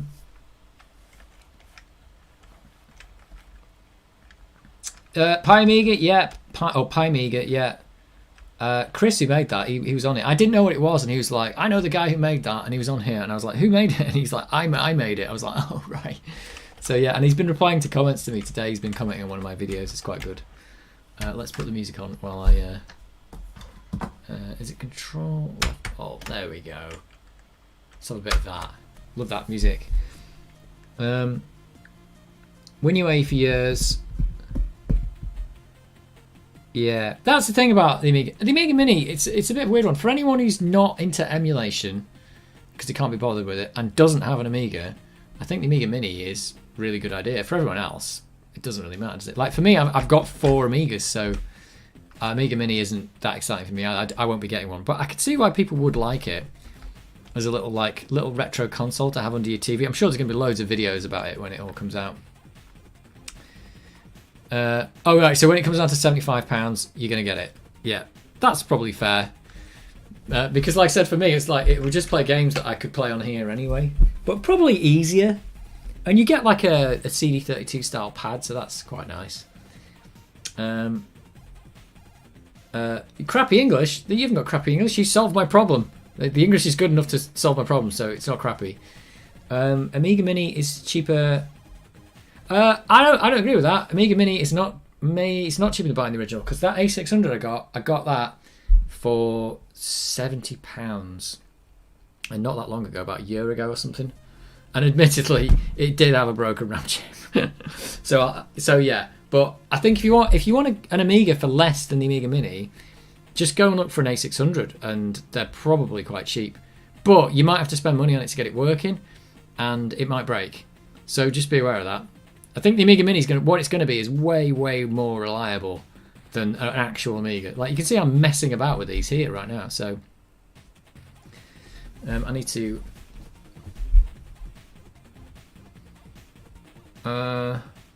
Yeah, I think all these things are great. The Vampire's good, the Pi Amiga's good, and the Amiga Mini's good, and the Amiga's good. But you can just pick the ones that you're interested in, really.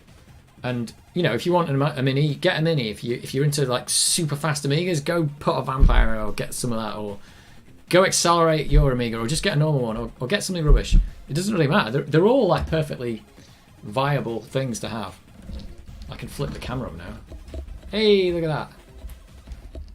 Let's flip the camera up. So you don't need to see the Amiga anymore. Well, you can still see it actually. It totally works. Totally works. I've got all these discs here now. Oh, that's got the.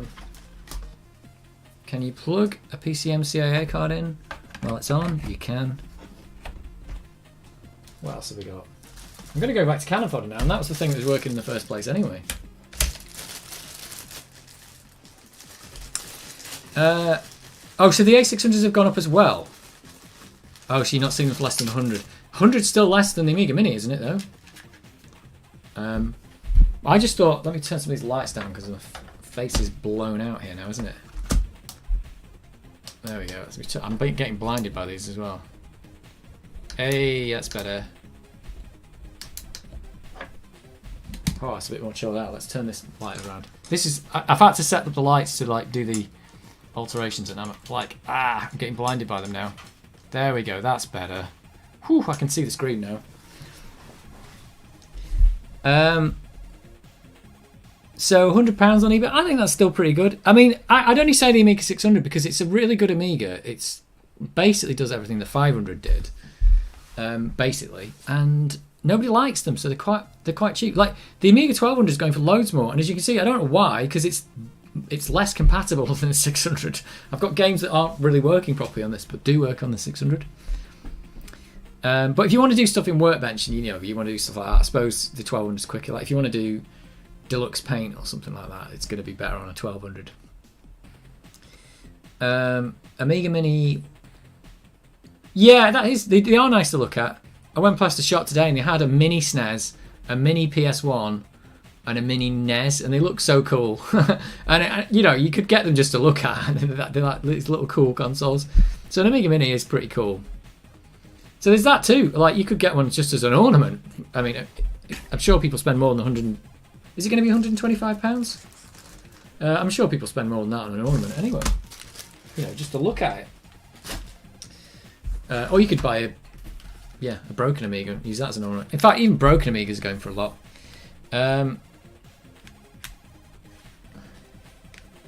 So Pi Amiga's faster now, like Vampire, yeah. I don't know. Are you going to be able to mod the Amiga Mini? I don't know about that. It's going to be like a system on a chip, isn't it? So I suppose you've got a little case, but I suppose, yeah, you could put something else in there, maybe.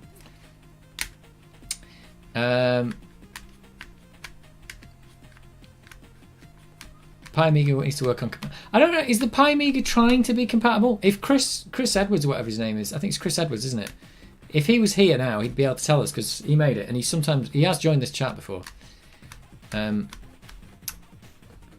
Yeah, I don't know that he's trying to make that super compatible. He's trying to make it like this is where the Amiga might have gone if they'd done certain things, and I'm not sure exactly.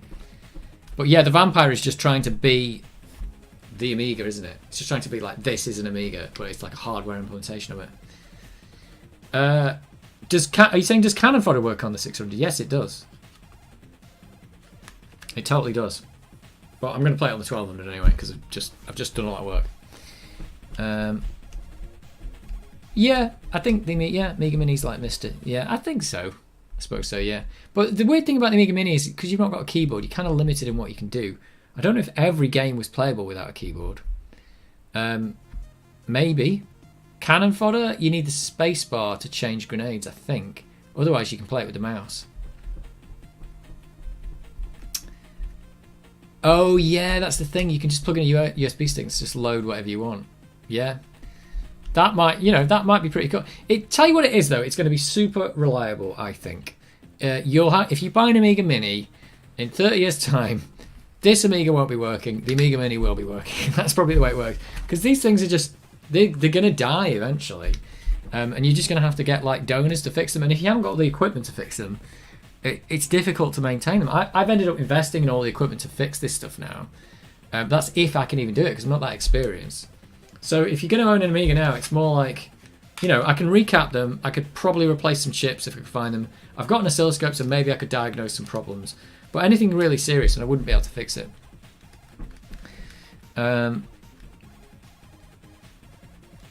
Yeah, and that's the thing. Like for the nostalgia thing, yeah, the real Amiga it's the real Amiga, and that's what I like about this. I mean, I actually didn't have a 1200 today, but this is still kind of nostalgia because it's an Amiga.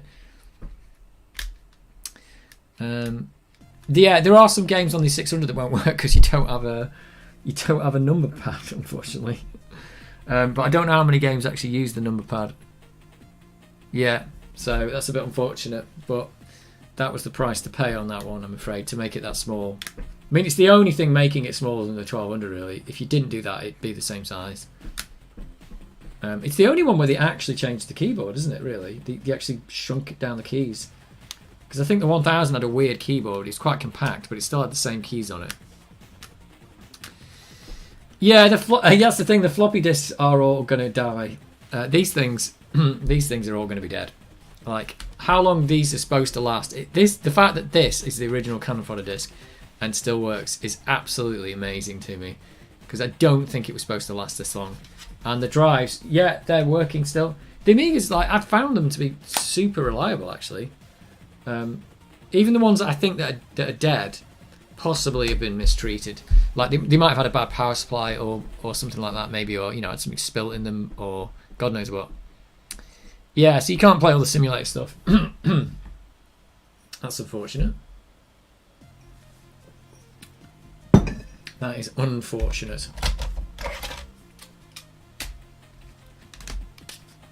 But if you're not into simulators, what are you going to do?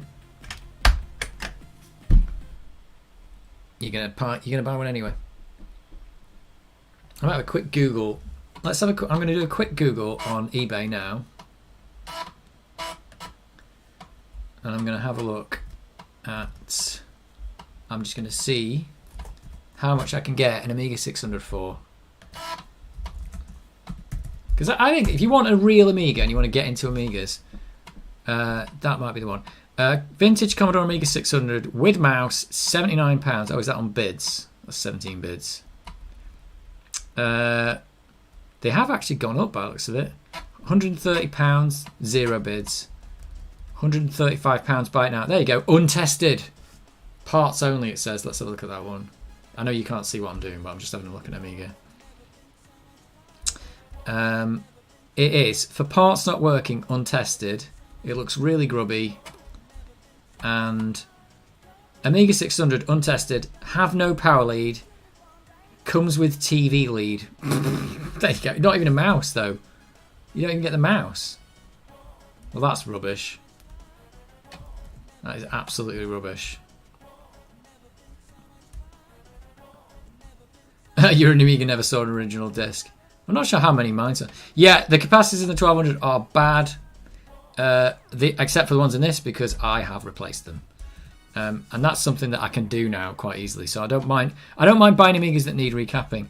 There you go. There is an Amiga 600 for £130. That's the kind of price you're looking at, I suppose. That Amiga I bought that was untested was £70 though. So have they really gone up in about a year? Is it? Because nobody wanted these before because they hated it. Everybody hated the Amiga 600.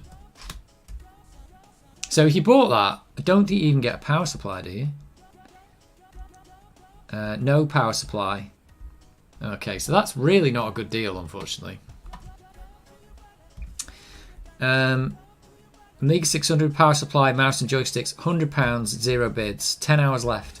So maybe you could pick up a bargain, like, for stuff like that. Joysticks and stuff. Oh, it's got a missing key. Oh my god. A600 base unit, PSU mouse, size of cosmetic wear, W keycap missing, however the switch works. All joysticks work. Oh yeah, that Amiga 600 I got came with joysticks and everything. I'm sure I paid £70 for it. I'm gonna look through my eBay now. Hang on. Let me just see, because I definitely got it off eBay. I don't know. Don't know my password. So there we go. I'll leave that. Someone wants £600 for an eBay for an Amiga 600. Oh, an Amiga 600 and 1200. Blimey. Commodore Amiga 600 spares or repair, £190 or best offer. So they've definitely gone up. So the Amiga Mini might be cheaper than what you can get now. Like, I don't think you could buy, for the price of the Amiga Mini, I don't think you could buy a working A600. Let's try the A500, because I got an A500 for £70 as well. It came with nothing. I think it might come with a power supply. Boxed Amiga 500. Let's find one that's just buy it now. Hang on a minute. Come on, buy it now. Oh, I can tick buy it now, can't I? Wait a minute. Where are you, buy it now? Where's your buy it now button?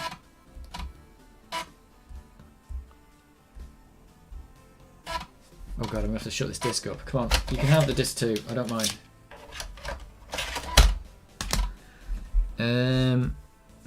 Here's one. Amiga 500 red power LED. Why did he list it? The fact it's got a red power LED. Spares or repair, £120. Comes with, for parts not working, it turns on, displays the kickstart, so that's pretty good. Floppy drive loaded a disc, that's also pretty good. Fairly good condition. Untested, other than turning on. So it must come with the power supply as well, because they turned it on. There you go. £120 for an Amiga 500. It's not a 500 plus, I think. It's just a 500. There you go. So you can get an Amiga, 500 or 600 reasonably cheap, but maybe not the same as a Mini. Oh yeah, I suppose you have to look in your own country, because there might just be loads of Amigas in this country, but and maybe even in Europe, but I don't know about the other stuff.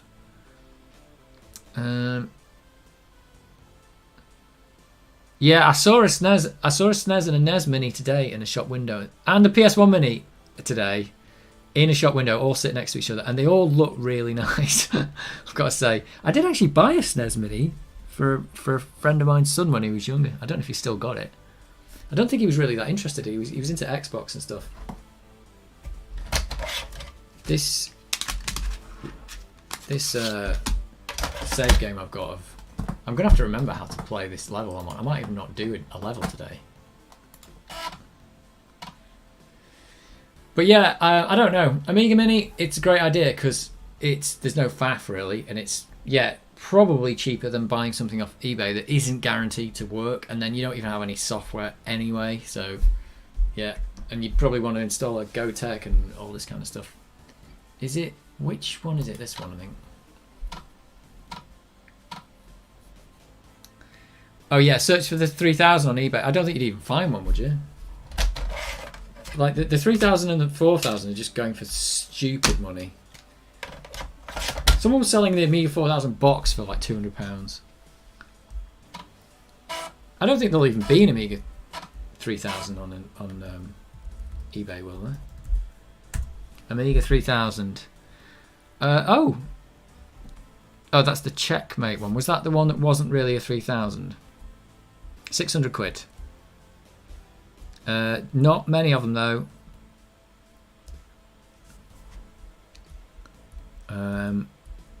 No, really, you're not getting those. What about an Amiga 4000? I wonder if they've got any of them. They usually don't come up. What about Amiga 2000? That's more like it, isn't it? Amiga 2000, here we go. Nope, you're not getting one of those. Not in this country anyway. They weren't very popular over here, I think, so they are rare. They are super rare. I need to Make my video not upside down. Not on this. I've got this because I was doing the Amiga. This is what my video looks like now. Let me. Not that I'm using this in the moment, but let me transform it. Oh, that's better. There we go. Not that we need that right now, but here we go.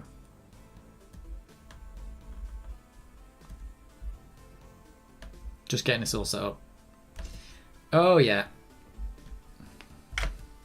It's because I've been doing like repair work on stream. I don't usually do streams. I started doing it like a month ago, and now I'm doing repair work on it. I think if you put a link in the chat, it'll just block it, but you can try it if you want.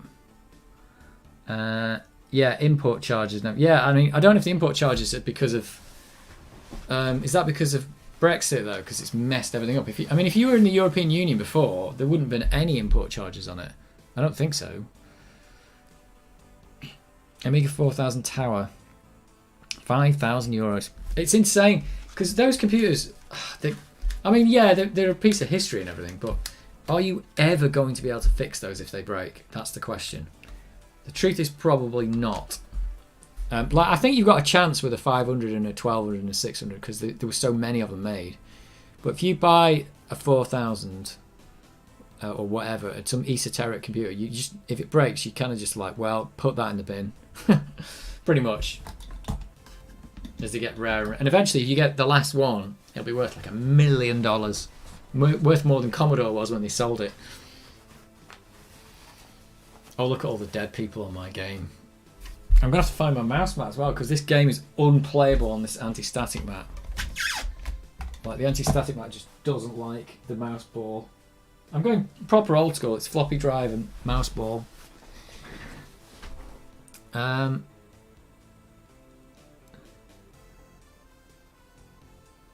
Czechia, you can buy good. Was the Amiga popular in Czechia? Is that Czechoslovakia? Is that what was Czechoslovakia? I don't know how. I mean, I know the Amiga was popular in Europe. I just don't know in like particular countries whether it was like really popular in this country or that. I've no idea. I think Germany was one of the ones where it was popular, but for everywhere else, I've got no idea. Right, let me find the mouse mats that you don't need in this day and age.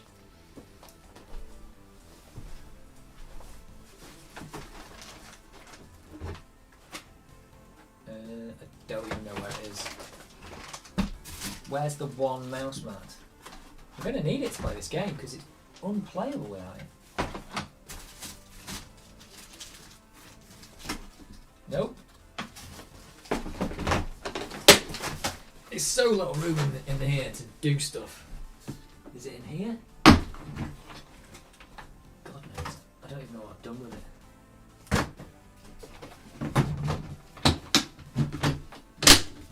This is so not profesh, not having a mouse mat. It's so totally unprofesh. Oh, here it is. I've got it. Look at that. Oh, calling it on camera. I'm pretty sure this might have even been my mouse mat from back in the day. Let's put it there, I think. Oh god, I'm going to have to like glue it down. This, you can't even see this, but the anti-static mat is so slippy that it doesn't actually hold anything. Let's just try sticking that down. Oh, I think I've got it. Czech Republic. So was the Amiga popular in the Czech Republic?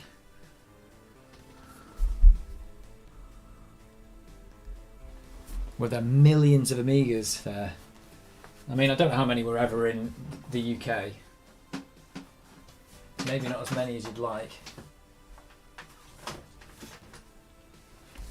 Oh yeah, that's good. That mouse mat's good. Right, I might just go make a drink before I carry on because my voice is already going.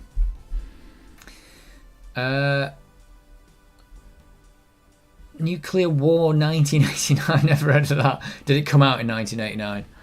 And oh yeah, C64 GS Mini. Yeah, that's the thing. Like, if it gets really cheap, you could just buy it as an ornament. In fact, the ones I saw in the store today they were like on a little stand, and they did like the PS1 and everything. and it did look like little ornaments. I'd be surprised. It'd be funny if they just made the ones that just didn't work, and you could just put them on your wall or something like that. Because they could just make the case. They don't have to put the computer in it, and it cost about you could charge like £20 for it. Right, I'm just going to make a drink and then I'll be back.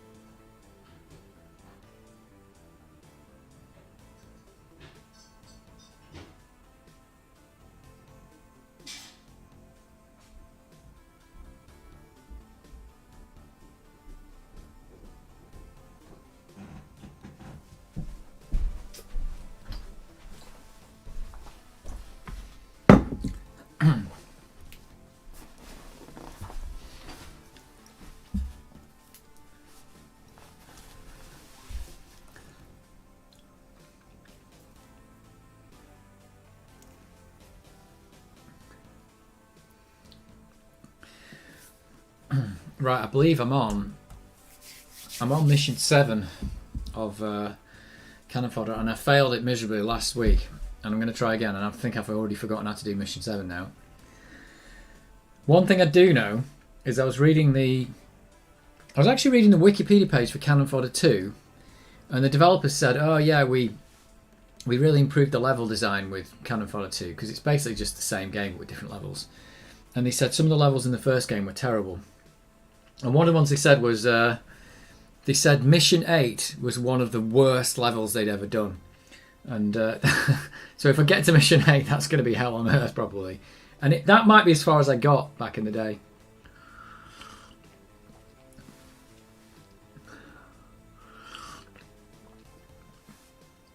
What is it you're looking for? Are you literally looking for... Oh god, no. This this playthrough is the one I've done on stream. Jules and Jobs are well dead. Because I think I initially started and I had to... Firstly, there was levels that I'd not played in like 30 years. Secondly, the lack of the mouse mat, this anti-static mat that I do the repairs on, is so slippy. The ball mouse just could not grip on it. Even the mouse mat itself slips on this. That's why I've had to just stick it down. So that was terrible. And also just didn't know what I was doing. I lost like... If you saw one of the streams, I lost like 60 people in one stream. It was carnage. But Jules and Jops are well dead. There's a chance I won't be able to finish it on this playthrough, so...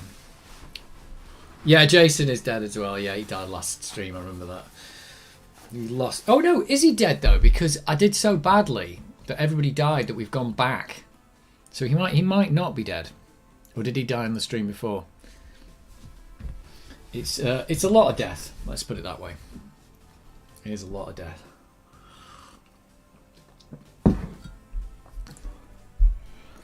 The Atari... What? It came out on the Atari... Did it come out on everything? The Atari Jaguar? Yeah, you do need a mouse, and you need a mouse that works. This mouse mat is nice. It's working. I like it.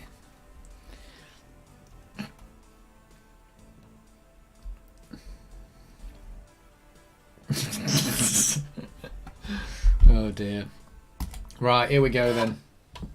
I've already forgotten what I need to do. I know this is the one that's going to end with that horrible skidoo thing, isn't it? That just doesn't respond properly. I think this is the...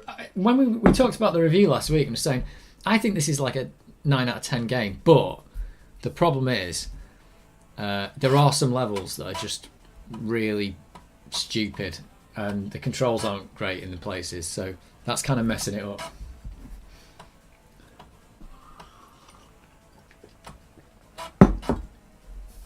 I'm quite glad the Amiga's working though, because I've just done completely taken it apart and put it back together again, so that's alright.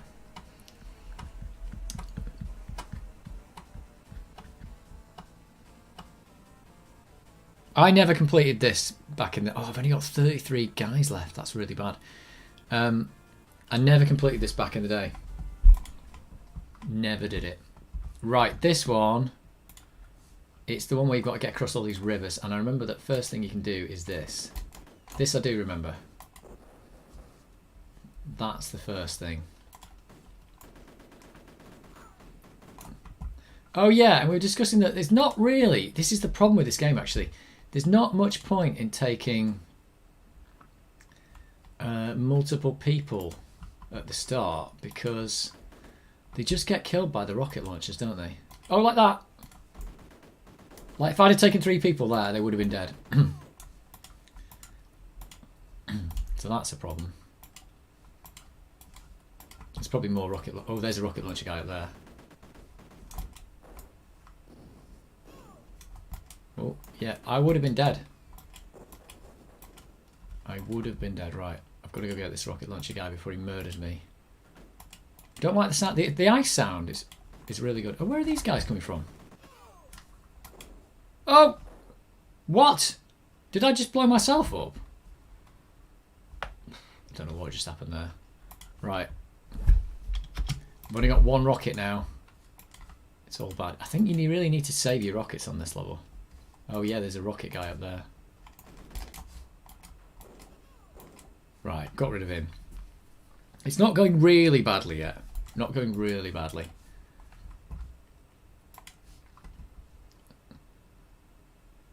Now I can't remember what I've got. What's going to go wrong on the next bit. I just don't know what's going to happen.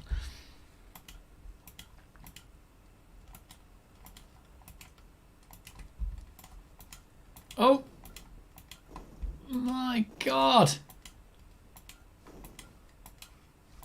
Got to keep moving. I think I can shoot this guy from here. Oh, yeah, that's the thing. Look, I took 2 guys and they're just dead.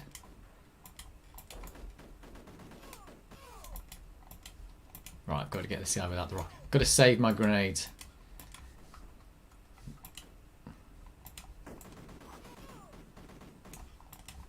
Right, am I going to die?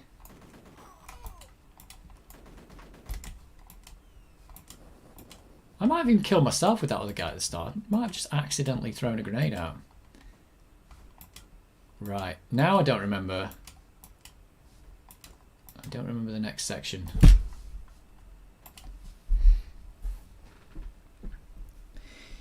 Can you imagine buying a modern TV with Amiga inside? Oh, is that what? That's not a plan to do that, is it? I suppose that's what... Because somebody mentioned that about the vampire, was it? Because the vampire's like a little card. You could basically put it in anything, couldn't you? I mean, that would be nice, but I can't actually imagine that actually happening.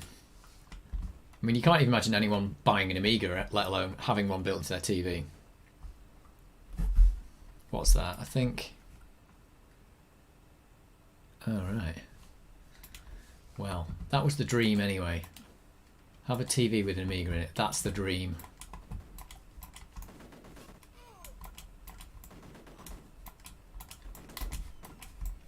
Whoa! Damn you. Got shot. Right, I've already lost 3 guys. Let's try again. Let's try not to die. Right, I'm taking Marco.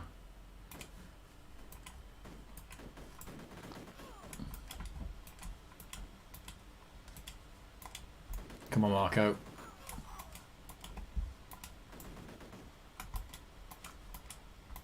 Whoa. Right, I'm doing alright here. No deaths. So far.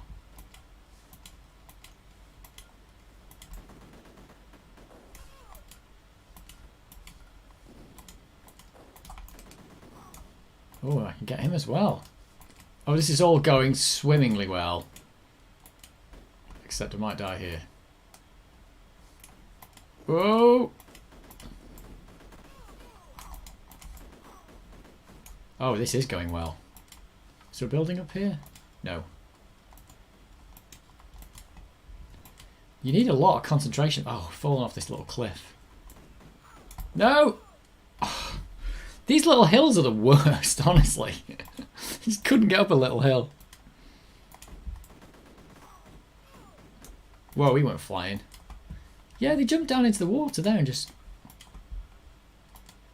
Oh, I'd saved the rockets on that and everything, and the guy got so far and he just died. Just this stupid little hill. I think it's worse than the water, the little hill.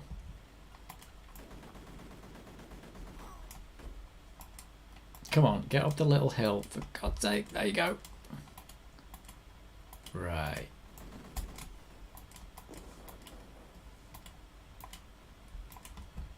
Maybe I'll split them up here and not take any of the grenades with me that I'm probably going to need.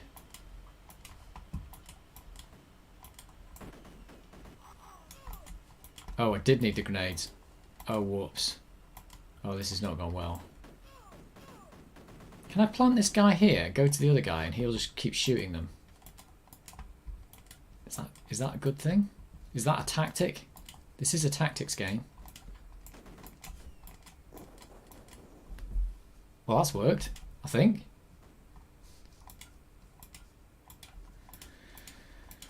It's just a stressful game of Cannon Fodder. It's never been so much fun, though. It has never been so much fun. Right, I think there's a nightmare bit coming up now. Well, I've got to get across some water and not die. Oh, there's my rocket launcher guy. I should use a rocket on him because that's what I've got.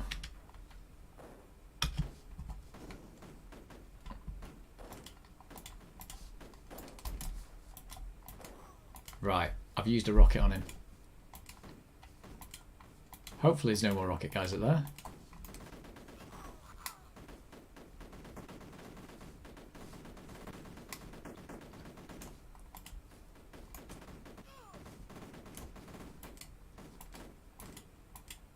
This is not going so badly.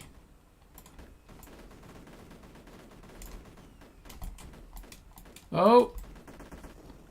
I avoided that. Oh, damn!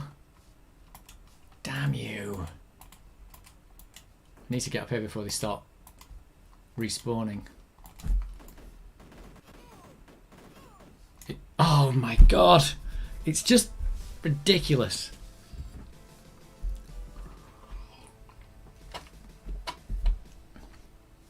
Amiga YouTubers don't cooperate. Is that because there aren't many Amiga YouTubers? I suppose that's the reason, is it?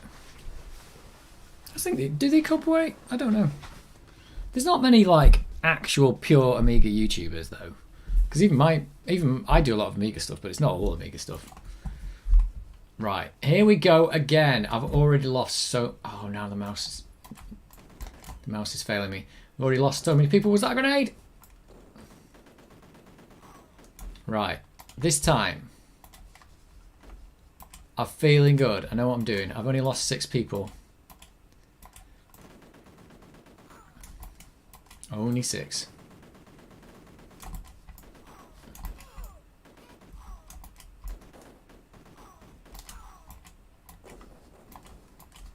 Right, this guy's got to go Rambo. Got to go Rambo. That's how it's going to work. Oh no, there's another one. I forgot about him. Oh my word. Right, forgot about that guy. No problem. Solved it though.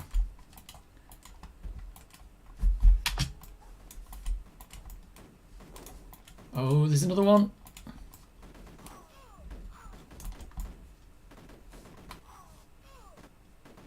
Oh, this guy's a murderer.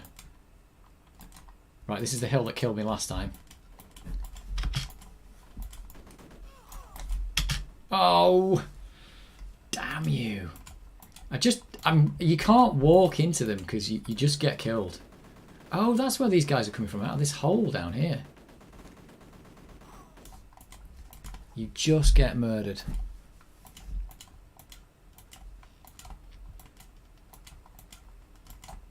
I might lose all my people on this first mission again. I think I did this like first time last time and having so much trouble now.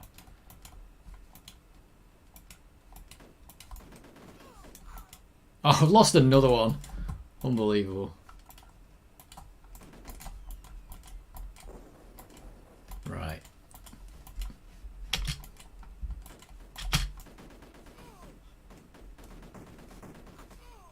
Don't die. I promise you, I will never die.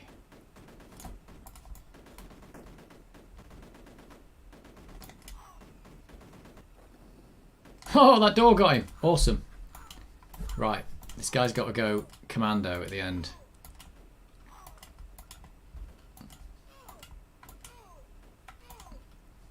So it's definitely worth taking out this guy with the rockets. No! Oh, I'm having so much trouble.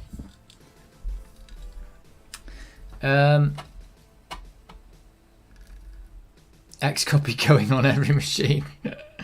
Oh dear.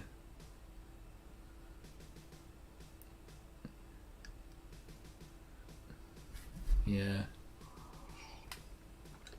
I might fail this before I even get past this mission. I thought this mission was going to be the one that I knew how to do, and it's all going wrong for me. Right, Ruben.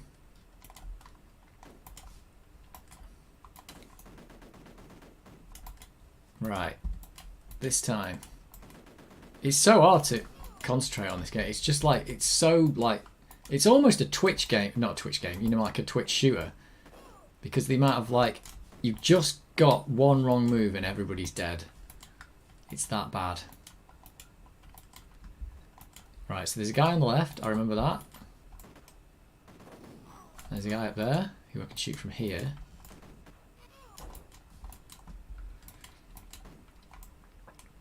Oh, and there's this guy.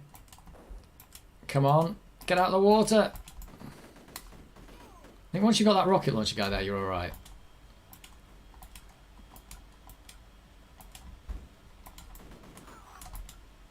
And there's a building here I can get from here. Oh, it's all going so well. That's what everybody says just before they die, isn't it? And it was all going so well. Oh, yep. Oh, God. My floppy vids. Yeah, I've got a couple of those. I managed to... In fact, one of them I've just put in my Amiga 600. It's mostly fixed. And I've got another one that I couldn't fix. No! Yeah, I've got another one that didn't work. It's just got... I think it's got a busted chip on it, which I think is quite unusual. I could be wrong, but it just has a stepper motor that will not work. It'd be nice to fix these things and just get them going, because they're actual proper Amiga drives. And they've got the button in the right place. So you mod a floppy one, you get a 3D printed button that's modding it to work in the right way. Right, where am I up to? I need to save that rocket because there's a rocket launcher guy I need to get with that.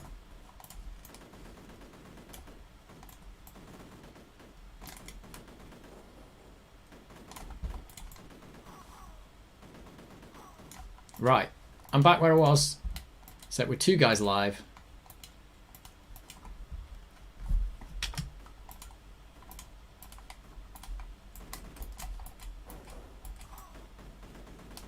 So I think if I cross in the shallow water, you can always shoot in the shallow water, can't you? You move slowly, but you can shoot.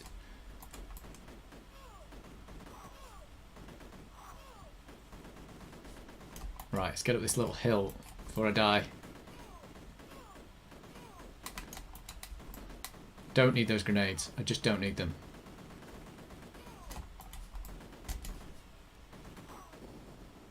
Oh, look at that. I've got all the buildings. I'll get them now, just in case. But there's going to be somebody alive here. Somebody's alive. And it's going to be down... Like last time I did it, they were all down at the bottom. So I'm going back. I might actually do this. I've only lost 9 people to this mission. Blimey. And this isn't even the worst one. So I don't think it is. They were all down here. This time they're not. Oh no, there's another bit to go yet. They were down in this... Yeah, there they are. Something about this level, I think they're coming out of a little hole down there and they're just all... Right, can I shoot them from here? I don't want to get anywhere near these guys. There we go. Is that it? Am I going to do it? Yes! Oh yeah. Why was the Amiga so awesome? Everybody loves that video. Yeah. The Back to the Future thumbnail vid. That's quite a good video, that, because that was just a bunch of thoughts I've been having over time. Like, why was it so good? And yeah, they were all the reasons, really. And I think it's weird. It's one of those computers that a lot of people know the hardware about. You talk about a lot of computers and stuff now, they don't really know what's in them. You know, like what's in your phone? I don't know. It's got a ARM chip and some kind of graphics chip. I don't really care. But for the Amiga, everyone was like, oh, it was the Blitter and it did this, and it had the Polar chip and this did that. But the chips weren't important. It was just what it did that was important. Because a lot of the time, you didn't really care which chip was doing the thing that you were operating. So if you were blitzing, who cared what chip it was? You just cared that it could do it. In fact, I don't think I mentioned the names of the custom chips in the video. I just told you what it could do. It didn't matter what chip did it. It was just one of the chips did it. This game is nice. It is a nice game. Until you get to this bit I'm going to get to in a minute with the Skidoo, and it's going to murder me. Long time no seller. Is that what we're called? Because I've got an Amiga 600 that I never sold.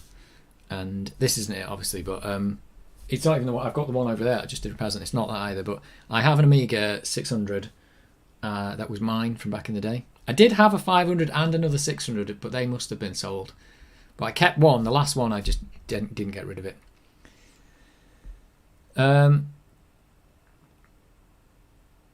Oh, you're saying you love Cannon Fodder? Never. Yeah. Oh, if you lost a guy, you quit. Yeah, that's not the way to do it. The way I'm doing it on this stream is if I finish a mission, I save the game. That's how it works. Now, I've done so badly on some of them that I lost everyone and had to go back. So that's just unfortunate. Like, I've already lost 9 guys here. I could reload that and try it again, but we'd be here all night. Fury of the Furries. I don't know that one. Oh yeah, I definitely had an external floppy drive as well back in the day. Definitely had one of those. That must have been sold as well. Must have sold it with one of the computers. You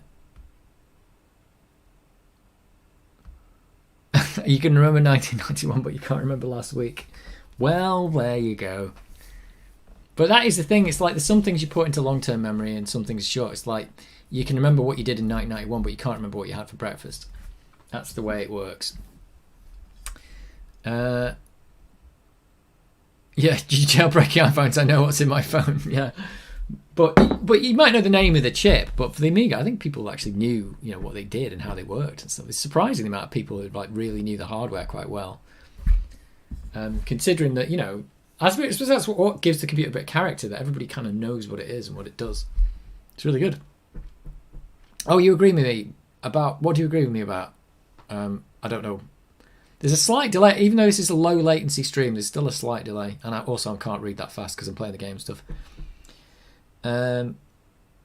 Okay, yeah. So you still got your A600 and your A1200. That's great. This is not my A1200 from back in the day. I bought this off eBay about November. It said, didn't it?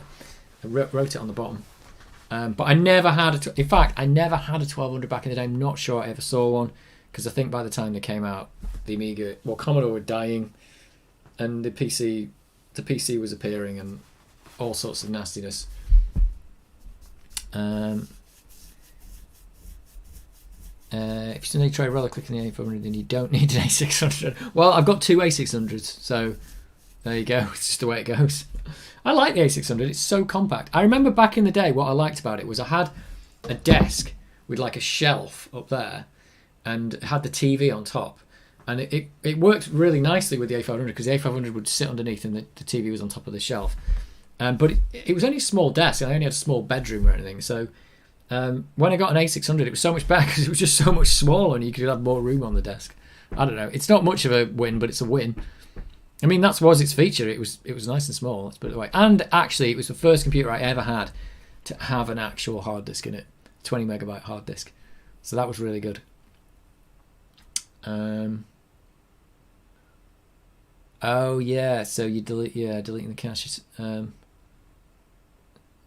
the screen green to blue. Mostly about memory programming. I don't know what you mean by memory programming. If you mean by memory programming, you mean programming, because programming is just moving stuff around in memory generally. That's what you do. So yeah, that's what it is. You went from PC from Amiga in 2003. You held out a long time there, I think. That is a long time. There is other people who said that on the comments about was the Amiga a toy. Said he held out till somebody said he held out to 2004 or something. But that is a long time to have the Amiga because it was starting to age a bit even when the 1200 came out, I think. And then a few years after that, it was really starting to age. And by 2003, in 2003, I had a 200 megahertz, 300 megahertz PC or something. So the Amiga was really not going anywhere at that point. You had a 170 megabyte hard disk. Wow, that is like you must have been the envy of the street. I only had 20 megabytes, but it was in an A600. So like I said, it was the first hard disk I ever had though. So it was still a hard disk, and it was still like, wow, I can fit so much stuff on it. And Workbench. Well, you could boot Workbench basically without putting a disk in, which was great. And 2 meg in the A600. That's what's in my A600 over there. 2 meg. You mean 2 megabytes of memory? 95, you sold your 4,000, changed to PC. See, that was your mistake. What you should have done is changed to PC and just kept your 4,000. And now you could sell that 4,000 for probably $4,000. I don't know. Oh, Far Cry, yeah. I never played Far Cry 1 and 2. I joined Far Cry at Far Cry 3, and that is it. I loved Far Cry 3. I thought it was a brilliant game.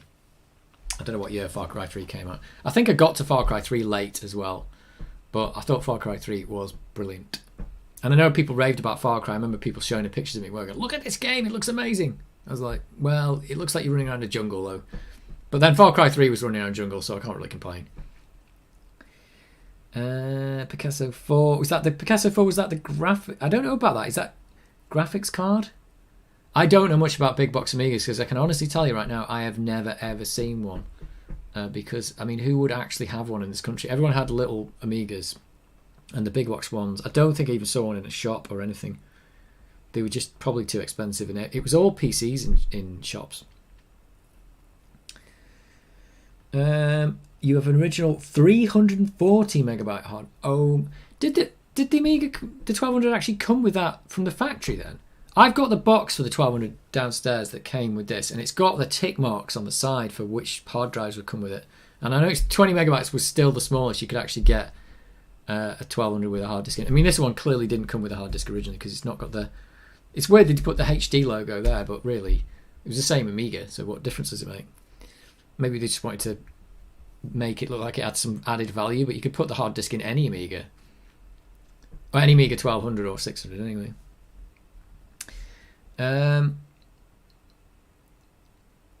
Yeah. Does the 170 megabyte hard disk actually still works then? That's actually incredible. That is actually quite incredible.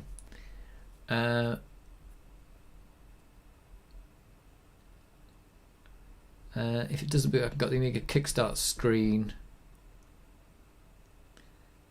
Oh, because you never saw the Kickstart screen if you put the hard disk in, because it always went to the...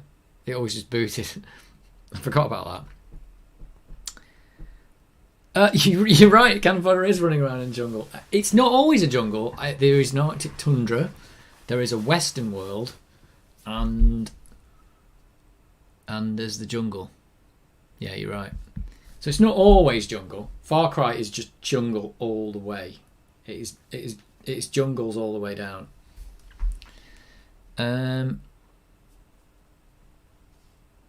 Kuma CX34 one external floppy drive.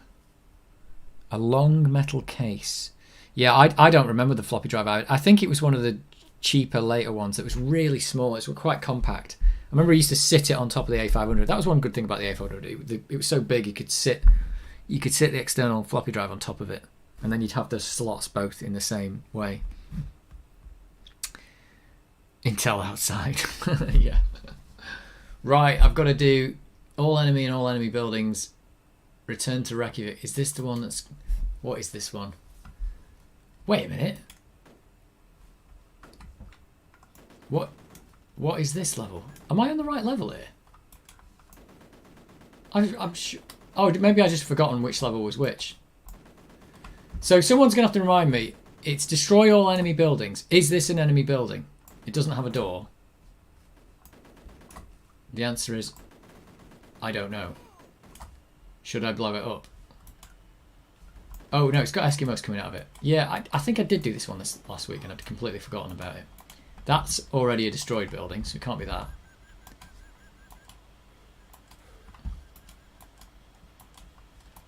Have I messed up and not saved my game here? I feel like this is the wrong level. Maybe not. Let me have a look at the map. There's one building on the right. I think that's the only building I've got to destroy.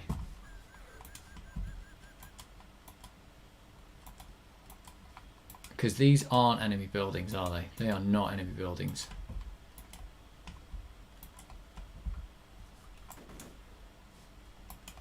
Can I throw a grenade over there? Oh yes, I can. These guys, I don't know if the Eskimos will kill me as well, just if they're feeling a bit.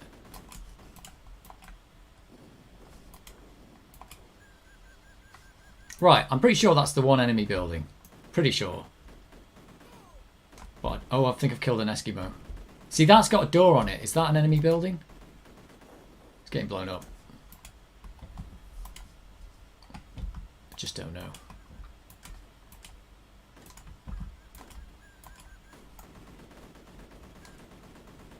Yeah, I think if this is a more modern game, it could be a bit clearer on the, you know, where you've got to go and what you've got to do. Like, what is an enemy building? How do you recognise it?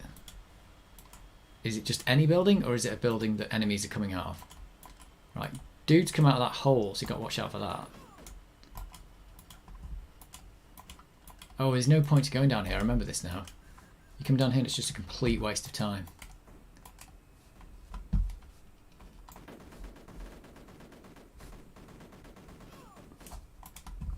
Yeah, there you go. Just a guy comes out there for no reason. I don't know how they can have these kill all enemy when they have like infinite spawners. Unless they're just not infinite spawners. They spawn a lot of enemies and you have to just kill them. It's a bit odd. It's not that clear. It was the 90s. Nothing was that clear. We didn't know what we were doing. Oh no, grenades! See, when you keep the guys together, you can avoid the grenades, but when it's the bazookas, he fires at the first guy. Oh, that like that. Was there a bazooka guy up there? He fires at the first guy and hits the last guy. And that's quite often what happens. Oh, my mouse is actually stuck. It's nothing to do with the... Right, I'm going to take Leighton. And we are going to see if there was a rocket launcher guy up here. Is that who fired at me? It was a rocket launcher guy. And the other guy killed himself. Oh, there's a lot of guys coming on up here. Are they coming out of a building?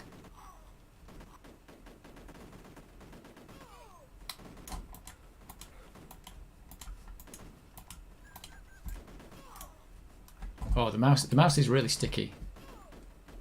Oh, there's so many people here.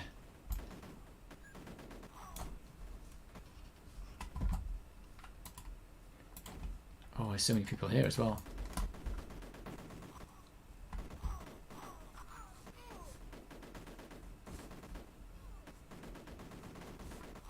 Oh no! Yeah, this is utterly confusing. It's like kill all enemy, but the enemy are just spawning everywhere. So, is this something... I don't get it.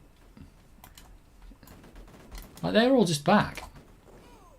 But are they coming out of a building that I'm not aware of? Oh, I just lost another guy. Oh. And where's he coming from? Like, a guy came from up here. I don't understand this level at all.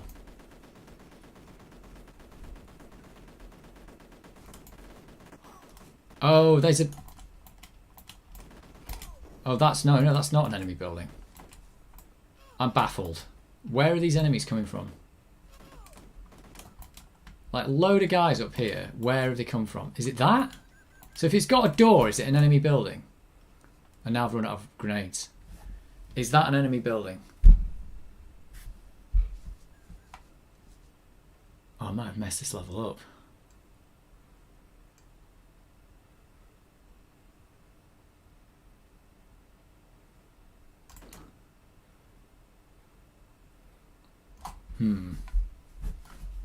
What's the saying then?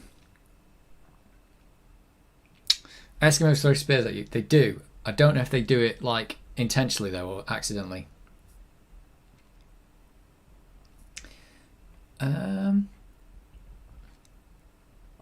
All right, David Pleasance. He's well into the Amiga, isn't he? He's written books on it and everything. So I mean, well into the Amiga. He did direct Amiga UK. So, you did a level identical to this one. I did. I don't know. So enemy tunnels from houses. I don't understand what that means. Yeah, light blue water shallow. You can shoot through light blue water. The dark blue water is swimming only. And a door means enemy building. Right, that means that is an enemy building there then. That's what I thought. If it's got a door, it's an enemy building. But I've just fired all my grenades because I thought well, I wonder if there's any more grenades on this level anywhere. That's pretty annoying. Is there no way to blow up a building without grenades? Like, you can't just shoot it, can you? Because I feel like that is an enemy building, but...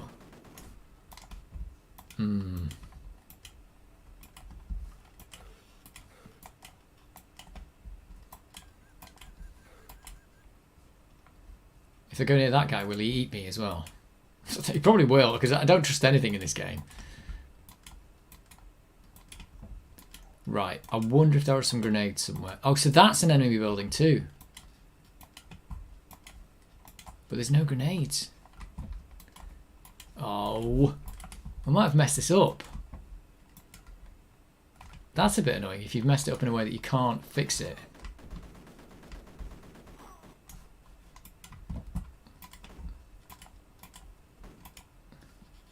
There's some secret grenades over here. It's going to be no, isn't it? Secret grenades, I need you.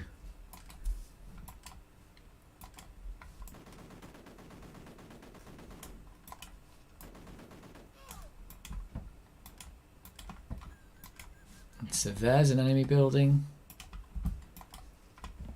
Oh, there's no grenades. That's just really annoying. Oh, I nearly died then. Oh, the ball mouse is not, it's not being good.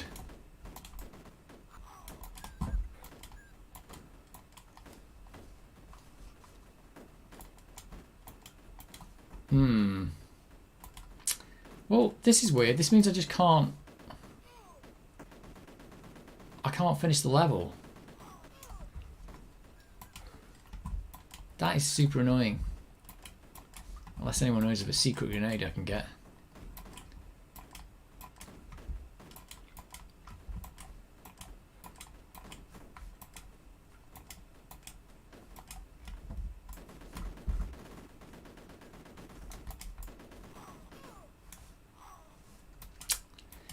Oh well. Do I just have to like walk onto my walk into a bullet now? Is there a give up? Oh, there is. Escapers give up. Down. Yeah, you have to kill all enemy and buildings on this one though, so... Yeah, it was the 90s, you didn't get to figure this out. Right, this time. Don't die. So that one's got a door, but an Eskimo came out of it. I'm going to blow it up anyway. Oh, whoa! Don't like that roof. Maybe I should go down first. Might do a different route for this time. Maybe I'll go down here first, because I know there's a rocket launcher guy down here somewhere. But there is a building across the way that I've definitely got to kill, because it's definitely an enemy building.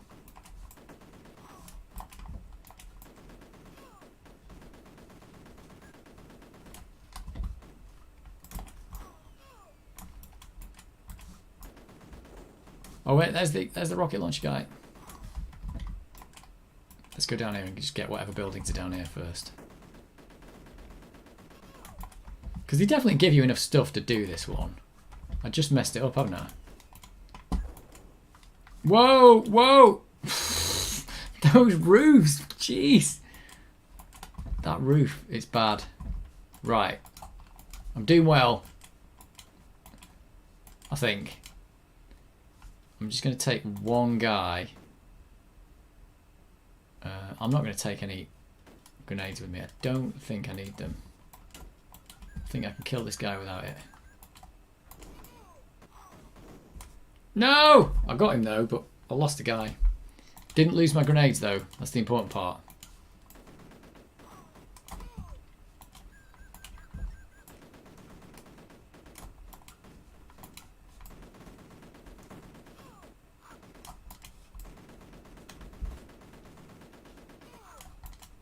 Right, I'm doing great. That's the building. Yeah, an enemy did come out of that. That's a cheat, because the Eskimos come out of one and then they come out of the other. That doesn't make any sense. I think they just didn't have a way of showing you which was an enemy building, which wasn't. You're just going to have to blow them all up.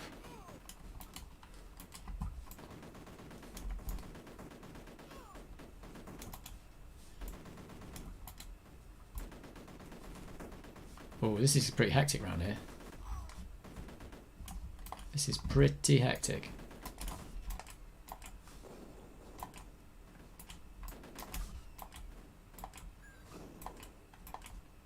Oh, and those roofs. You just don't know where they're going to go.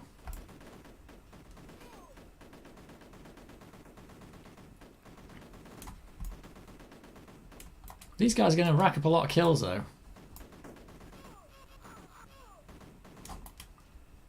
Right. I'm going to blow up that one, even though it says it's got Eskimos coming out of it. That one was definitely an enemy building. Right. I think I've got all the buildings now.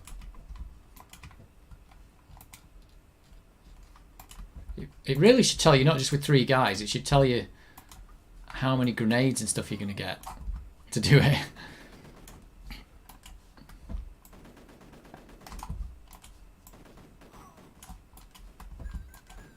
Right, now I've just got to finish off whoever's left.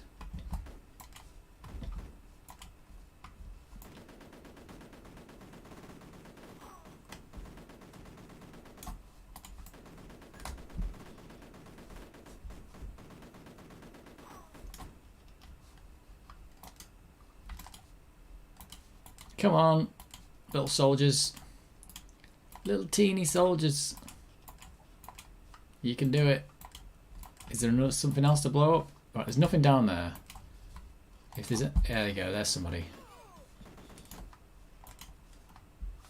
Here's a guy.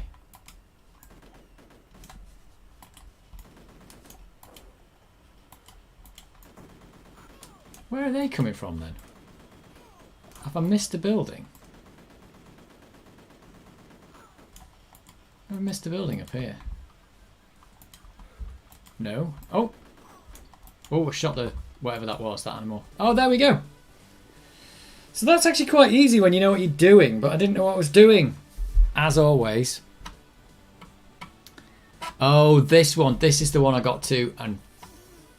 Wait a minute. Yeah, this is the one I got to and completely failed because this one's a nightmare. I lost everyone in Skidoo accidents.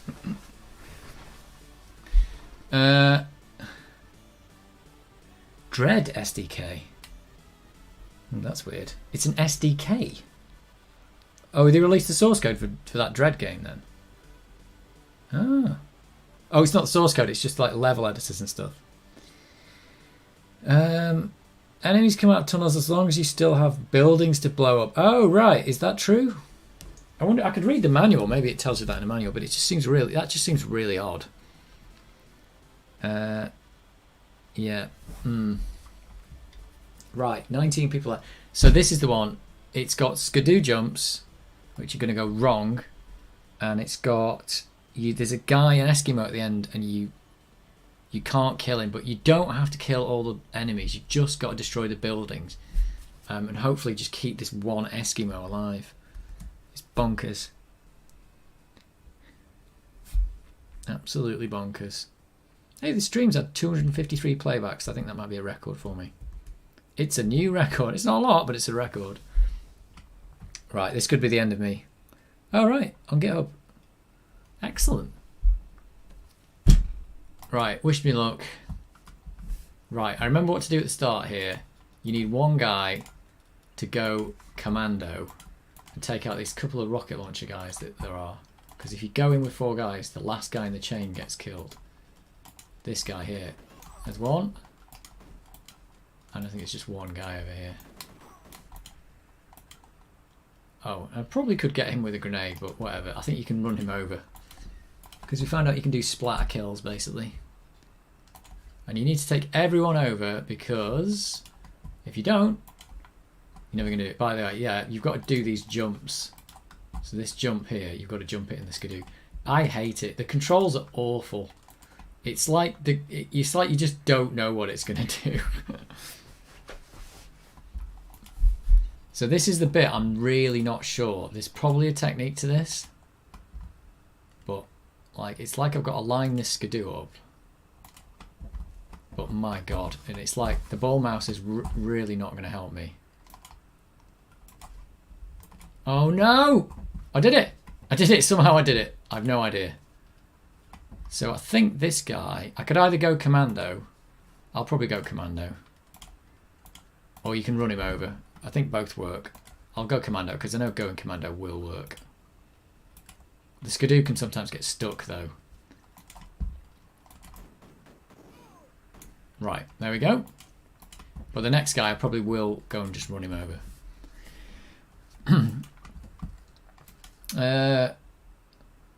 Acorn Archimedes 3010 that was almost an Amiga 500 unknown. I'm pretty sure I knew that. Well, it wasn't the Acorn. The Acorn was an ARM processor though, wasn't it? I remember seeing an Acorn computer at school. I think it was an Archimedes something. I remember seeing they had one in one of the science departments at school, and it looked just like an Amiga, as in the case looked like an Amiga. But I think internally, it probably performed as well as an Amiga, but it wasn't actually an Amiga. But it probably did as well. I don't think it ever got recognised as the games machine that Amiga got recognised as. Right, wish me luck here because this is probably my death. I'm alright. I'm alright, guys. I got that guy too. Right, and I think there's just a bit here. I'm just going to get out of the Skidoo. I don't like it. The Skidoo's like a death trap. And I might go in now and I might actually take a guy with a couple of rockets and see how many guys he can get. Because I think there's guys to kill with the rockets here. I think I got him. Did I get him? Oh, he died, but I fired my last rocket off, so that's not bad. Oh, there's still another one. But this is the thing. I don't have to kill this guy. I've just got to destroy the buildings. I wonder what the best way to kill this guy is. I wonder if I can shoot him from there. How far away is he? He's probably too far away for shooting. Maybe I can get him with a grenade. I'll leave the rockets. I'll take 2 grenades. Oh dear. I don't like the look of this. I could just leave this guy, but I think I'm going to need to kill him. Oh, I didn't get him. Got him. Right, he's dead. Maybe I'll go commando across here. Right, if I shoot the Eskimo, it's bad news. That's all I can really say. Oh, I've only got 1 grenade. I think there's 2 buildings. Oh. Oh. Oh, there's a rocket launch guy. Oh, so this, yeah, there is 2 buildings. I think I've just got one of them. And I think I don't know what's going to happen now. I've only got to get that building. That's all I've got to do. But not kill the Eskimo. This is not good what I'm doing here. Don't kill the Eskimo. Oh, he's there. I can see him. If that Eskimo dies, it's game over. I'm not sure I can shoot through here, actually. Oh, I'm getting these guys. Oh, that's an enemy building too. Oh, wow.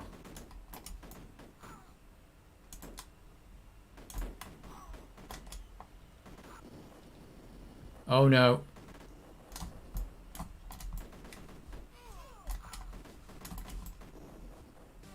Oh, I did it!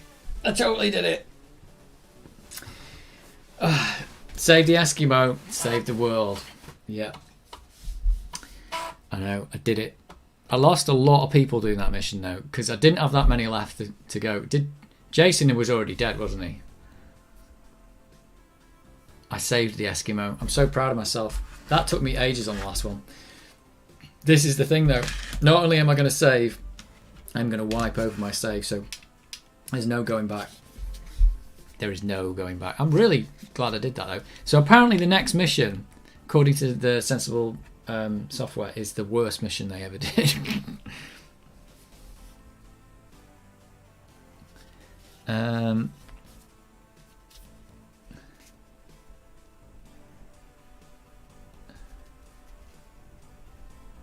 Yeah, Acorn Archimedes looks good in the 90s, but there is no Acorn where I live. Yeah, the Acorn was a very British thing, wasn't it? Because it was the people who did the BBC computer, which was done for the schools. The BBC computer was big here, and the Acorn computer was big here. But the BBC was only big because they had that. They got like that contract with the BBC, the British Broadcasting Corporation, to get computers into schools, and so they ended up making these computers. And it was a bit weird. They were slightly over-engineered. Like they had a metal case, and that's something you didn't see on any of these computers. And the only reason they had the metal case is because they knew they were going to get put into schools and kids were going to batter them to death. So they made them really tough. Oh, Frank's got 72 kills. That's pretty good. Yeah, they knew they were going to get super battered. So, yeah, they made them super thing. And they also did certain things that I think the schools wanted, or the BBC wanted.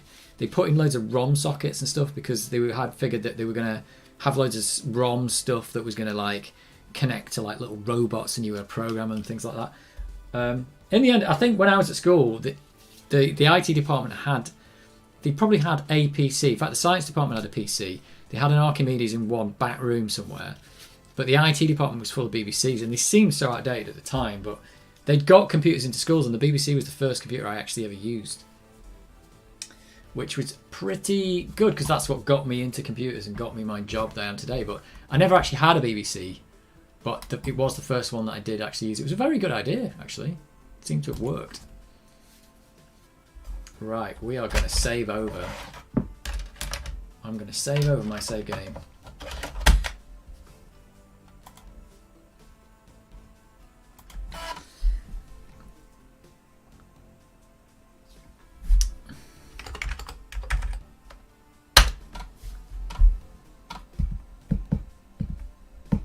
I might just have a quick preview of this level and then I'm going to have to go to bed, but I do want to see if this mission is... I want to know if I've got to disc 3. Because I remember, the one thing I remember back in the days, that's where I got to. I got to using disc 3. And I actually don't know, because I've not used it yet. This disc 3 might not work. That might be the end of Cannon Fodder. But I'm doing well. I am doing well. During the communist era, we had clones of ZX. Oh, I think I saw a video of someone with a Z80 communist Z80 clone that someone had made somewhere. I think I can't remember. So, are you from some ex-communist European country or something like that?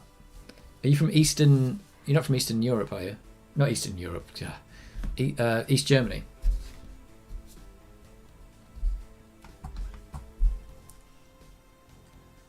Because they had the Commodore 64 and stuff, didn't they?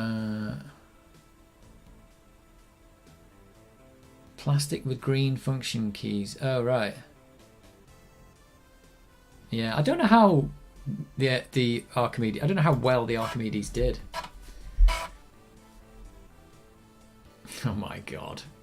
At least Stu and Jops are on the Heroes board at the least.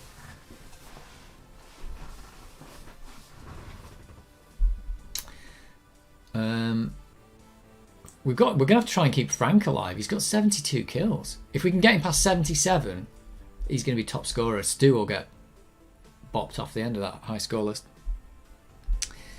Now you're almost Germany. Congratulations. Congratulations on being almost German. Do you follow Jan's channel then? Jan Beta? You must do. Everybody here must follow Jan Beta's channel. I really like Jan Beta. I just think he's really quite... I kind of like the style of his videos, like slower and more just like, I'm doing this today, I like it. And he's very much into Amigas as well, he loves them.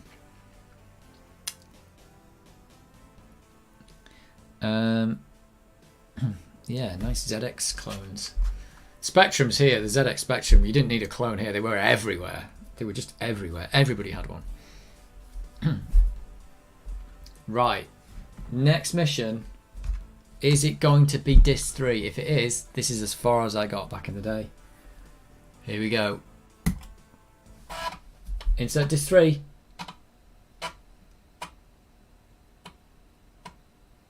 Or not. What's it doing? Did I even insert disc 2? No! So I must have got even further than this back in the day. Kill enemy, destroy enemy buildings, have a nice trip. Oh no. So yeah, this is apparently the worst mission. Self-confessed by Sensible Software, this was the worst mission in this game. I'm sure I'm going to have a nightmare. This is going to be like a 7-stream thing for it.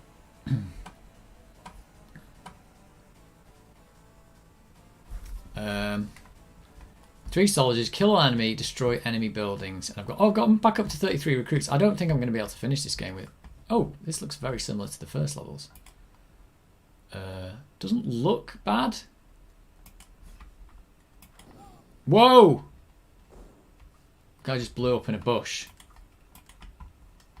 Oh, was I supposed to kill him? I don't know. Yeah, so we're back in the Far Cry level. Right, let's just run around. Oh, are these guys faster now? I think we've got faster guys. Faster jungle guys. There was faster guys in the western levels.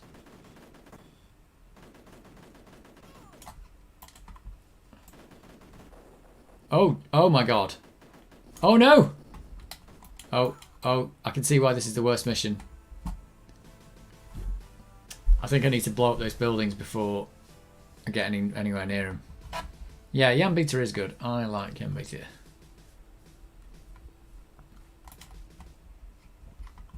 And the Discord's quite good as well, because if you're a patron or whatever, you get access to Discord. The Discord's quite a nice, friendly place. I am going to take out this thing quickly. I think that's the key here.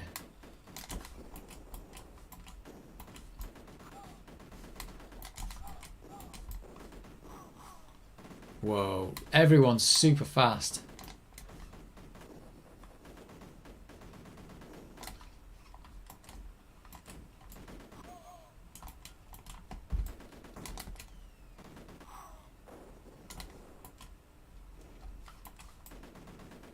Right. That wasn't too bad. I think when I come back to this on the next stream, that's going to be hard, but... And there's probably just a few stragglers around here, is there? I mean, there's 4 phases to this, though. Oh, is there loads of traps? There's rockets there, just in case you needed any. Oh, that was it. Right, so when I come back to this next time, I'm going to be able to do that.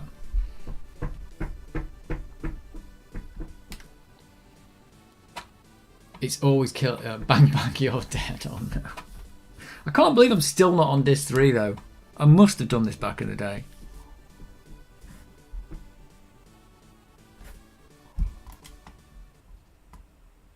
Oh my word! What's this?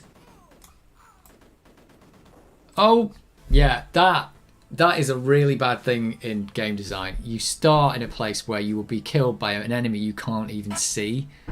That's really bad. That is bad game design. Let me just have a look at what this... what's this building all about? Whoa! I fired a grenade by accident. Can you not destroy these? Or can you only destroy them with rockets or something? Oh yeah, this is bad. This level's bad.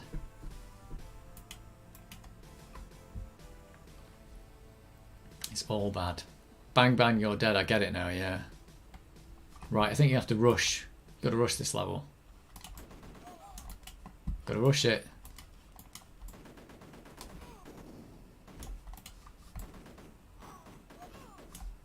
So you maybe can't kill these buildings. These are new buildings. What's this? Is this a trap? And do they explode, those barrels? Oh, I don't even know. It's all new. Is it a small map? Oh my god. Oh dear.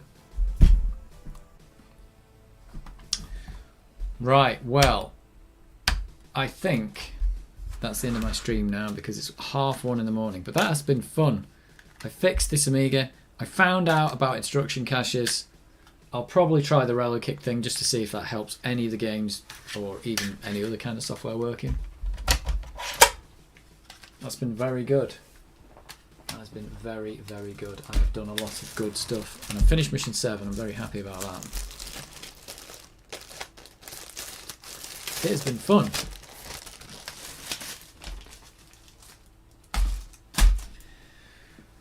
Right. For anyone who's still watching, do I have any people still watching? 6 concurrent viewers. I have hit the big time, as usual. So, yeah.